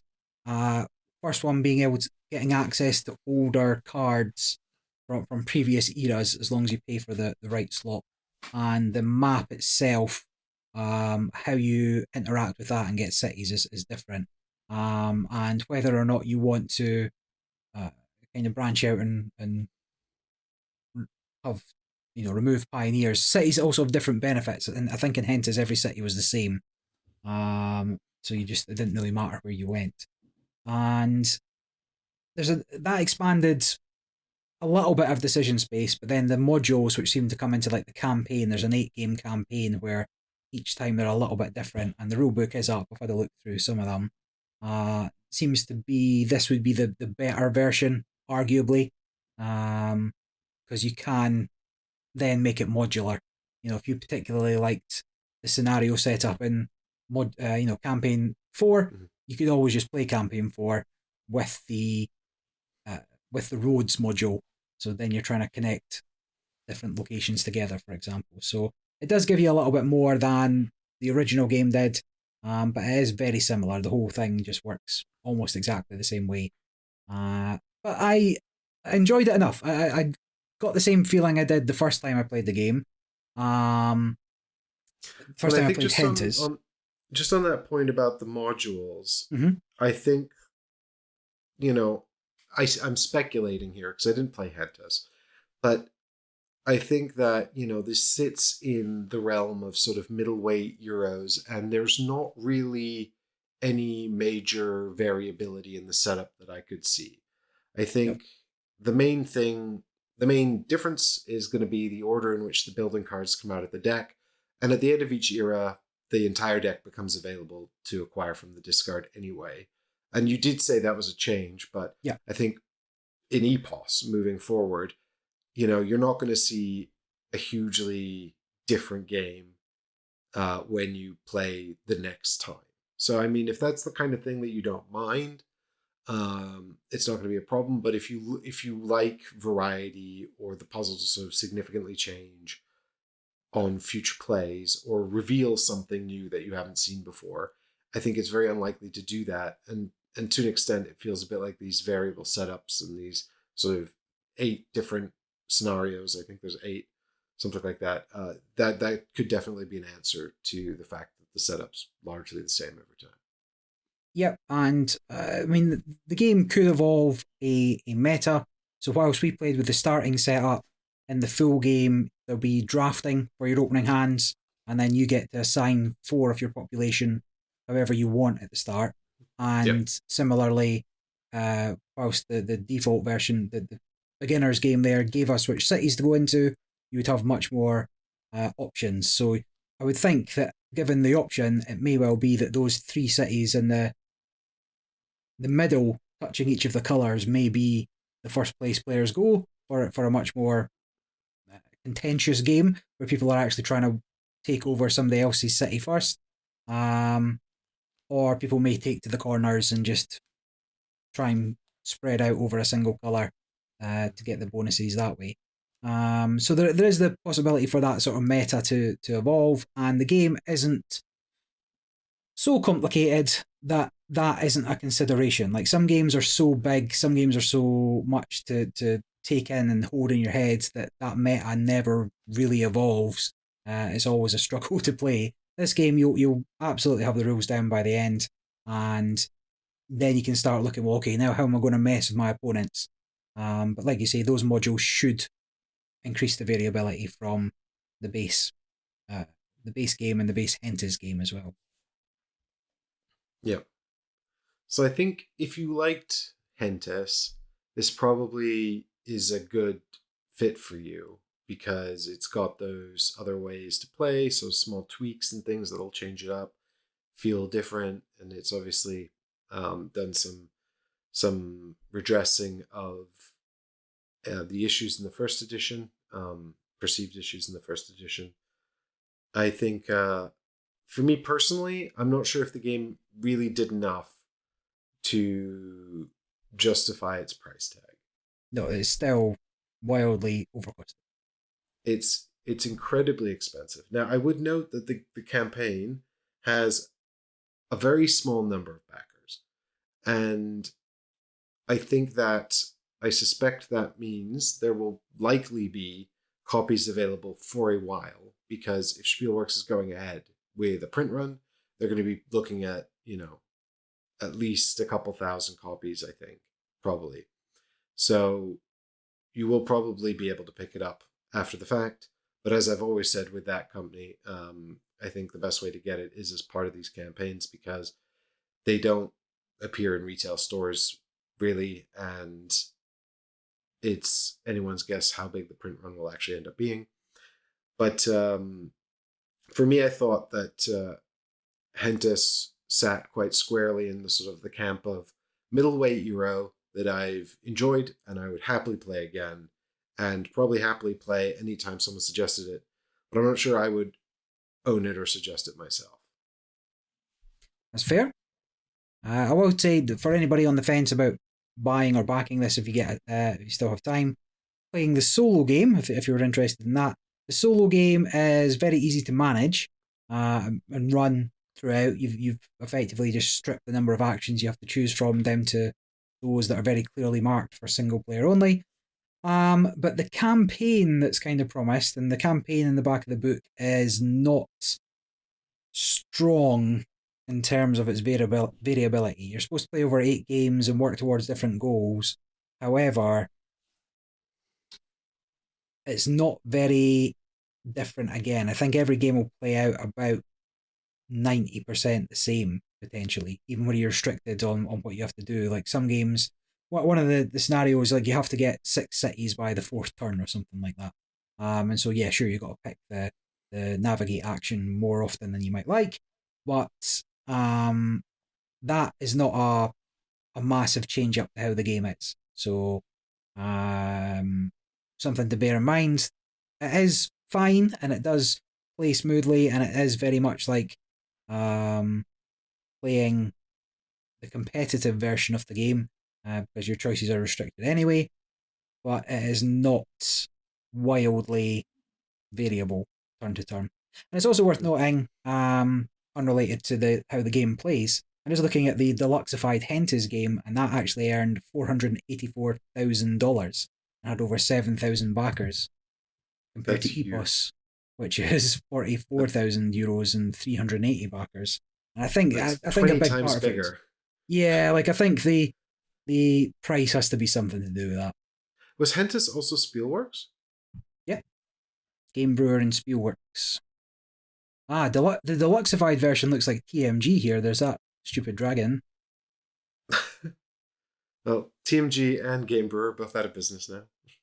Yeah, so maybe they shouldn't be giving away all these deluxeified games.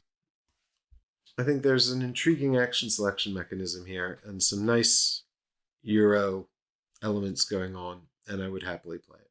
But I think also if that's like your bread and butter, these sort of like resourcey, Euro-y type games with a little bit more player interaction, like if you really liked Lacrimosa, which is a sort of a middleweight Euro that a lot of people have hopefully played, you'll probably really like this. This will definitely be in your wheelhouse. So it might be worth checking out. And if you haven't played Lacrimosa, I prefer that, so you should check that out. It's fair. I'm still going to keep backing it, at least for the time being. I've got a few days still to decide whether or not I withdraw my funding. Yep, at the time of this podcast, you will have missed it. So it'll be late pledge for you. Hopefully there will be one. I imagine there will be. All right, so we were going to talk about another game we'd both played, except Barry hasn't played it, so we're going to do that in a future episode. But I've been playing Guest of Robin Hood, which is a review copy given to me by GMT Games and designed by a personal friend of mine, Fred Saval. So I'm filled with bias. So we're going to wait for a future episode when Barry's also played Guest to talk about it, but I've been playing. I'm sure it's Jest. Jest, yeah. Jest of Robin Hood. So we're going to wait for Barry to play that, and then we'll talk about it on a future episode. I hope he likes it, because I'm quite positive about it, but if Barry hates it, I'll look like I'm full of bias. Well, it was on my one of the earlier episodes. Keep an eye out for from me, right? So I'm excited to play it, and I should get a chance fairly soon. Yeah, exactly. You were excited to try it. So we'll move on to something I've been playing solo. It's another hotness title. Cult of the New. Cult of the New. I know. I'm a complete shill. So this is Slay the Spire, the board game, and people will know the video game probably from about 4 or 5 years ago when that came out. The video game is by Megacrit, and the board game is also Megacrit and a board game publishing company called Contention Games, best known for Imperium the Contention, a game that is impossible to find now and may come back to crowdfunding or may not. I haven't played it, so I'm going to talk about Slay the Spire, which is designed by Gary Dworetsky, Anthony Giovanetti, and Casey Yano. And this is a 1 to 4 player cooperative game in which you are playing as enigmatic heroes who are attacking a tower or possibly escaping from it. Unclear. There are different levels of the tower, and you will ascend up these levels, fighting bosses as you go. It is a roguelike format, and it is a deck builder, sort of deck modification system. It is a roguelite format. Right. Very different from a roguelike, but everybody uses roguelike the way you just use roguelike now, and so do we take that as being an evolution of language? This is a teaching moment with Barry. I just love to interrupt. Of course, it's a sort of a system where you are expected to traverse through some kind of system and facing increasingly difficult adversaries, acquiring upgrades as you go, with the vain hope of outpacing the difficulty increases of the system until you can't and the system kills you, or you reach some endpoint and succeed. Slay the Spire is overall quite short by roguelite standards. It reaches a conclusion that is not unattainable, but it has a whole system of unlocks and escalates very much in difficulty, both in the case of the video game and the board game. I've not played very much of the video game. I've probably done about 5 or 6 runs, just enough to unlock the characters in the video game, and that's about it. But there is an enormous amount of content there if you wanted to get stuck in and really sort of hone your skills at it. I have now completed 1 run in the board game solo. I did start a run, which I failed, but not through defeat in the game's mechanisms, but rather my own ineptitude at learning the rules correctly. And this is, and I'll explain this because it's an interesting point. I've talked about video game IPs in board games before, and just to TLDR, a really long story, is that I think they are one of the hardest mediums to adapt because there is not only an expectation of theme and style and art and narrative, but also an expectation of mechanisms. You know, if you're adapting a book or a movie or a comic book or, you know, any other sort of medium, then there's no or historical stuff, there's no expectation of mechanisms inherent in that, like there are in a video game. And of course, video games can do a lot that board games can't, and figuring out how to translate that into a board game is, I think, the chief challenge of this sort of adaptation. And of course, meeting with people's expectations while offering them something that works in a tabletop format. And Slay the Spire was an interesting one because it is kind of a board game already. The video game is a card game. It is absolutely a card game in the same way Hearthstone, the Warcraft game, is a card game. And in the same way that Soulforge was a card game before Soulforge also transitioned into a tabletop format. So you would think that that would lend itself to translation more inherently than something like Elder Scrolls, for example. And it absolutely does. But where Elder Scrolls, you can sort of offer, I think, something more distinctly unique and different without people aren't going to expect a first-person perspective in a board game. It's impossible, right? It'd have to be an RPG or something, and even then, it's a different kind of perspective. But in Slay the Spire, I think there's sort of like this mechanical uncanny valley where it's similar enough, but also distinct enough. And where does it find its value? You know, in that if it is an absolute replica, does that have value? This is a big topic which I'm not going to get into here. Suffice to say that Slay the Spire is very, very, very, very, very close to the board game with sort of two key distinctions. One is that everything in the board game version is less because the video game has the computer doing an enormous amount of background administration for you and calculations for you, which can't be done in the board game.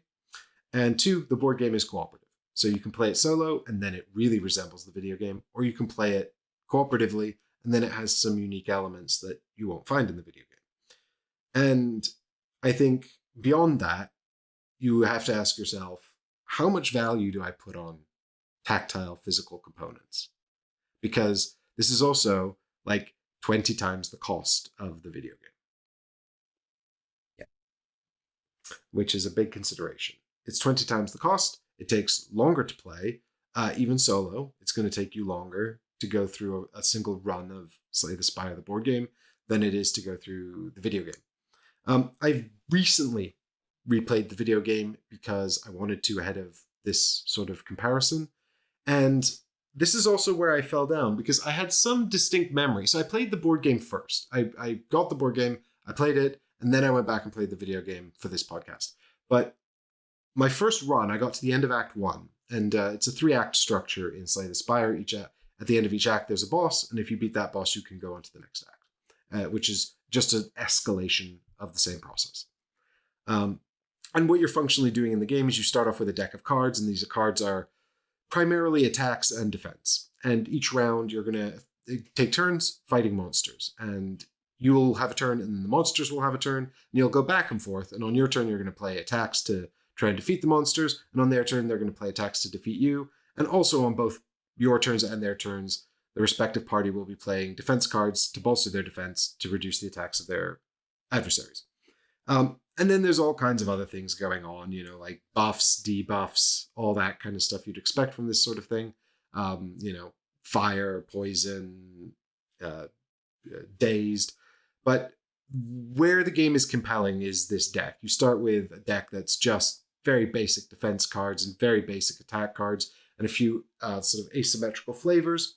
And then each hero also comes with 2 reward decks of commons, uncommons, and rares.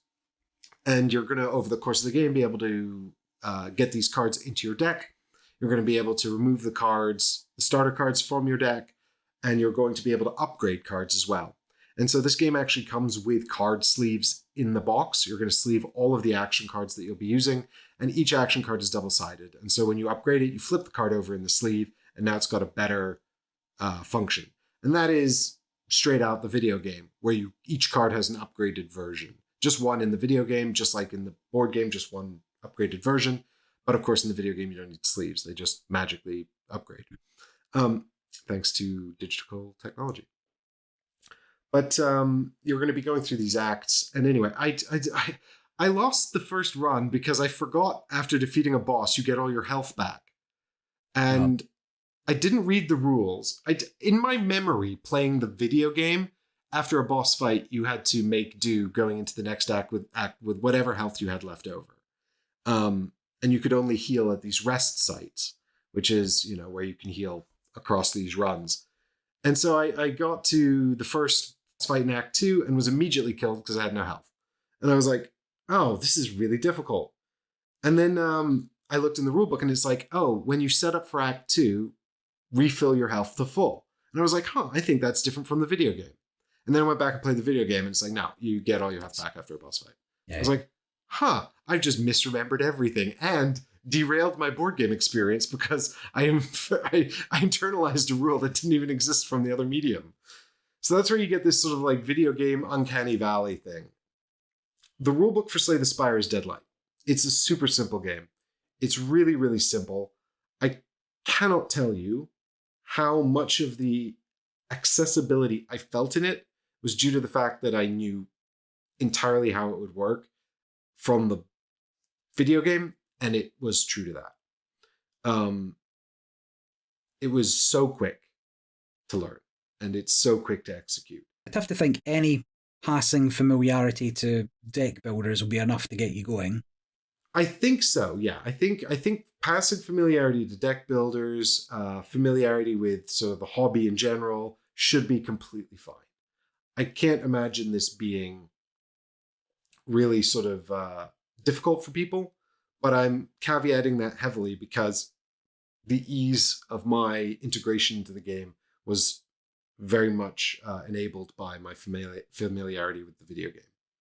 I think. Perhaps it's just really quite straightforward to learn this board game. But after I died in that first run, I immediately reset, picked a different character, and started again. And I played through the whole second run in one sitting. I was having so much fun. And one of the things that happens in the video game version of this is because, I don't know, when I play it very quickly. I'm just sort of clicking on things and doing things. It's sort of like there's a lot going on. But it's quite difficult to visualize certain elements in the video game, I find. For one, how many cards are left in your deck, or how many cards are in your discard. And these are stats on the screen, numbers you can check. But so many things are triggering all the time in so many different ways that I lose track. And I often find myself making stupid mistakes in the video game that I don't make in the board game because everything's a bit slower, a bit more apparent, and in front of you. And so I actually find the board game as a whole kind of a less frustrating experience. I do really like the video game and I really enjoy it, but occasionally I'll find myself making a really dumb error because I've just lost track of something and I'll lose because I just made a stupid mistake, which doesn't really happen in the board game. And so actually overall, I think I have a more enjoyable experience with the board game. Fair enough. I did look at Slay the Spire when it was on Kickstarter. Or on crowdfunding, and ultimately I decided against it because it was quite so similar. Yeah. And I just thought, I'm quite happy playing digital board games. Yeah. And since Slay the Spire is, and always has felt to me, a digital board game, I didn't feel compelled to get the physical copy of it. Now, of course, the physical copy does come with some changes, the co-op nature of it, which I don't think you'll have had a chance to explore yet with other players, which isn't something that's in the digital game. Mm-hmm. But I also assume that you're losing some of the variety that the digital game has to bring it to actual production. I mean, I would say that so I have obviously got reasonably limited experience with the video game and reasonably limited experience with the board game. I would say that there is a huge variety in this game because there are these big decks of cards and you'll see only a small number of them as you go through the game. It's worth noting that the board game, although the acts take longer, they're actually half the length. So in a single act in the video game, you'll go through 16 encounters, and in the board game, it's 8. So even if there are fewer cards in the board game, you'll overall see fewer of them. So you'll feel like there's more variety, or not. You'll feel like there's a comparable amount of variety. But I do completely agree, Barry, in the sense that I think that fundamentally you've got to find incredible value in the tangible nature of the game to justify the extra cost of this product because it's so much more expensive than the video game. I think either that, or you've got to find yourself sitting around playing Slay the Spire, or you and your partner are playing Slay the Spire, and you're like, wouldn't it be great if we could play together? We would love to play Slay the Spire together, and we can't. If those two elements aren't really selling you on it, then I'm not sure that, I think that, that's fine. Then you probably don't need this product. Yeah, that's fair enough. Oh, who knows? I'll keep an eye out for the Monster Train board game and see if I want to get on board with that. Unintended. Well, I really want to try this co-op and see if there is enough sort of enjoyment in the co-op offering to justify picking up a copy. Now, it's worth noting as well that there is a retail release of this, which is been going for in between 80 and 100 British pounds. And that's very expensive. When I spoke about the high cost earlier, I was talking about the collector's edition, which was available through the Kickstarter campaign, which is almost double that. I do have the collector's edition from the campaign. I don't think it's worth picking up that. What it's effectively offering you are a small number of playmats, which you don't need, colored miniatures instead of gray miniatures. The miniatures are, in the solo game, the miniatures are relevant. You don't need it at all. In the cooperative game, the miniatures have some application, as there are these rows, and you can swap rows around. I don't know how important that is because I haven't played it. It also offers you these metal coins, which replace the cardboard coins. They're great. I love them. They're not worth the money. And that's about it, really. So do not feel compelled to.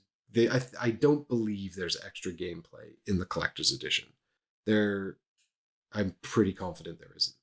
So don't if you're on the fence or you're not sure, I wouldn't feel compelled to go out and find the collector's edition. I would happily play the retail. Nope, sounds good. I don't know if I'll get a chance to play this, but I don't think I'm missing out by not. Well, I will see if I can get I know a bunch of people who are quite keen to try it, particularly because they're big fans of the video game. So I'll see if I can get it to the table with some people, play the co-op, and see how that pans out. But for what it's worth, I do prefer the Slay the Spire, the board game experience of the two, but not enough to justify buying it for that alone. Yeah. Fair. Well, I've not played a huge number of different games in the last week or so. I did manage to get a game that I'd been looking at for a while because it appeared on Board Game Arena again. So there was a handful of solo games that I was looking at potentially buying. One was Black Orchestra, Maquis, Witchcraft, Conservus, Dyson Crusoe, and this one, For Northwood. So For Northwood is an exclusively single-player game designed by Will Sue and published by Sideroom Games, and it is a solo trick-taking game, which you might think, how does that work? Because you need somebody else to be playing cards in order to win tricks. But let me explain.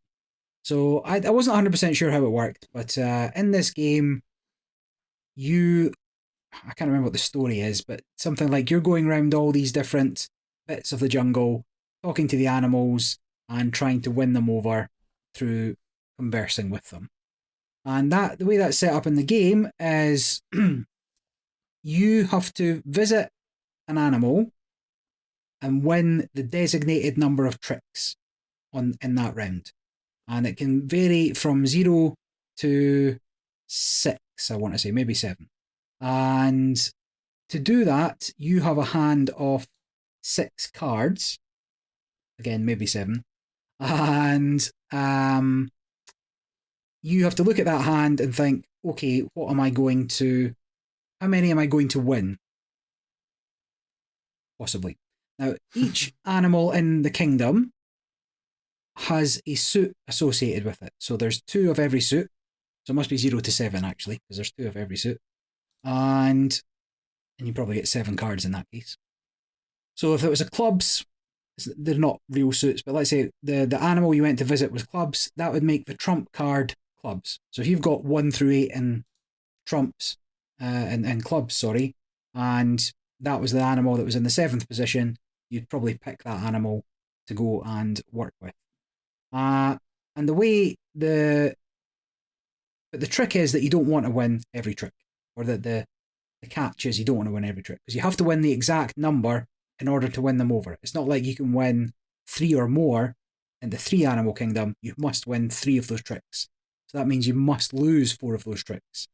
So when you're looking at your hand, you have to decide, okay, I've got 2 of the matching suit, can probably win those, and then I've got all low cards otherwise, so maybe I will, maybe I can get another couple of these through. But you never lead in the game. So once you've chosen where you're going, you flip over the top card of the deck, and then you must follow suit if you have it. As with any sort of mainstream trick-taking game, if your number's higher, you win it. If your number's lower, they win it. And when you win a trick, you just put your card into your success pile. But to mitigate some of these actions as well, you have 3 of the unused animal cards, or 3 special power cards that let you do something like draw until you've got 6 cards in your hand. Discard your top 1 trick into the non-score pile, or put it on top of the deck. Swap your card with the top card of the deck. Discard all your 1s, 2s, and 3s. Something like that. And so before flipping over any card, you can activate one of your animals to use their power. And all of this together, you're trying to win, ideally, you're trying to win them all, but if you get like 16 points, I think it counts as a win. And so 7 points for the 7, 6, 5, 4, all the way down type deal. And it actually works pretty well. Like, my first game, I got destroyed. I didn't really understand what was going on. It doesn't help that I don't always read the rules. But if it's on Board Game Arena, it'll keep me right, So I wasn't 100% on the rules, but then I played another game, got a little better, played another game, got a little better, played another game, got a little better, played another game, won. And then, so just kept getting a little better by working out what's going on. And whenever you win an animal over an animal in their kingdom, you can swap their card ability for the card abilities you've got. And so you can tailor it a little bit as you go through. And it's a tricky game to win the whole thing, but it's very possible. But there is a little bit of luck, as with arcs, right? If you just get a really bad hand and you've only got the 7 kingdom to go, then you're like, oh, well, I'm probably not going to get this. But you should have probably gone there earlier when you had a better hand. Yeah. And it works. It works really well. I mean, there was a sort of try before you buy type thing. If I can see it somewhere, it's been quite hard to get over here, along with all the other games I mentioned, actually. But it was fun. It works. I'd put it in the same category or the same area as Friday, Frederick Friesman's Friday, which is the solo deck builder, and this is a solo trick taking game, and I can certainly see a space for it on the shelves, not least of which because it's just a small box. But very enjoyable, tactical enough in terms of what you're doing, and definitely something you can improve at as you go along. So I'll play it a few more times, I think. That's for Northwood, which you've been playing on BGA. Yep. Well, it looks like there's just one last game you've been playing, and then we're going to call this a show. Well, yeah, I mean, this is an oldie. 2006's Qwirkle. Susan McKinley Ross, published by Mindware, and spawned many variations of it. Qwirkle Dice, Qwirkle Junior, Qwirkle... Don't know how you get Qwirkle Junior because it's quite a simple game anyway. Presuming that if you've not played for Northwood, I presume you've played Qwirkle. I've never played Qwirkle. You've never played Qwirkle. Qwirkle is a rare discrepancy where I rate the game higher than it is on Board Game Arena. 6.8 average, but I've rated it an 8. So Qwirkle is an abstract game of tile placement into a shared tableau where you score points equal to the amount of tiles you put down and the ones they're touching. So far, so straightforward. Yep. So there's 108 wooden blocks, which is 6 different colours of 6 different shapes, 3 of each. There's no board. Tetris? Like Tetris? No. So each one's a single tile. Right. But there's 6 different tiles in 6 different colours, 3 deep. If you want to look that way. So the blue circle, there's 3 blue circles, and there's 3 green circles, and there's 3 orange circles. Right. That makes sense. So the way you can put tiles down is they either have to be the same shape or the same colour with no 2 repeating. So you can't have 2 orange circles together, but you could have an orange circle and an orange star, or you could have an orange circle and a blue circle. And so if I opened and all I did was put down an orange circle and a blue circle, I would get 2 points because I placed 2 tiles and they're only touching themselves. So the layout of it is a little bit like Scrabble, where you've got to kind of join it on to what's already there. So the next player can either put down some tiles that can add to my circle line. And they put down a yellow circle. They would get 3 points because they get the 3 points for all the tile they put down and the ones that it's touching. Or let's say they put down a star orange and a square orange. They would get 3 points for that because that then touches the orange circle and they've got 3 tiles down that are touching. Game, after you put down tiles, you draw back up to 6, so you've always got those to choose from. And the key part is, again, much like Scrabble, this sort of area control element where you're trying to get the most tiles down and block off your opponents from getting what's called a Qwirkle. And a Qwirkle is when you get all 6 of the same type or of the matching type together. So if you put down all 6 oranges, so square, diamond, big star, little star, cross, circle, that's a Qwirkle, and you would get a bonus 6 points. So if you put that whole thing down at once, that would get you 12 points. 6 for itself and 6 for being a Qwirkle. So what you don't want to do is open up Qwirkles for other players by having 5 of the required type in a row, and then they can just put down 1 tile for like 7 points or 12 points. So it's this area control thing to it as well. You want to make sure that you get down, that you're putting down things that are going to give you the most option to score, but you don't want to leave things open for other people to score. And so it depends if you view Scrabble as an area control game or as a word game.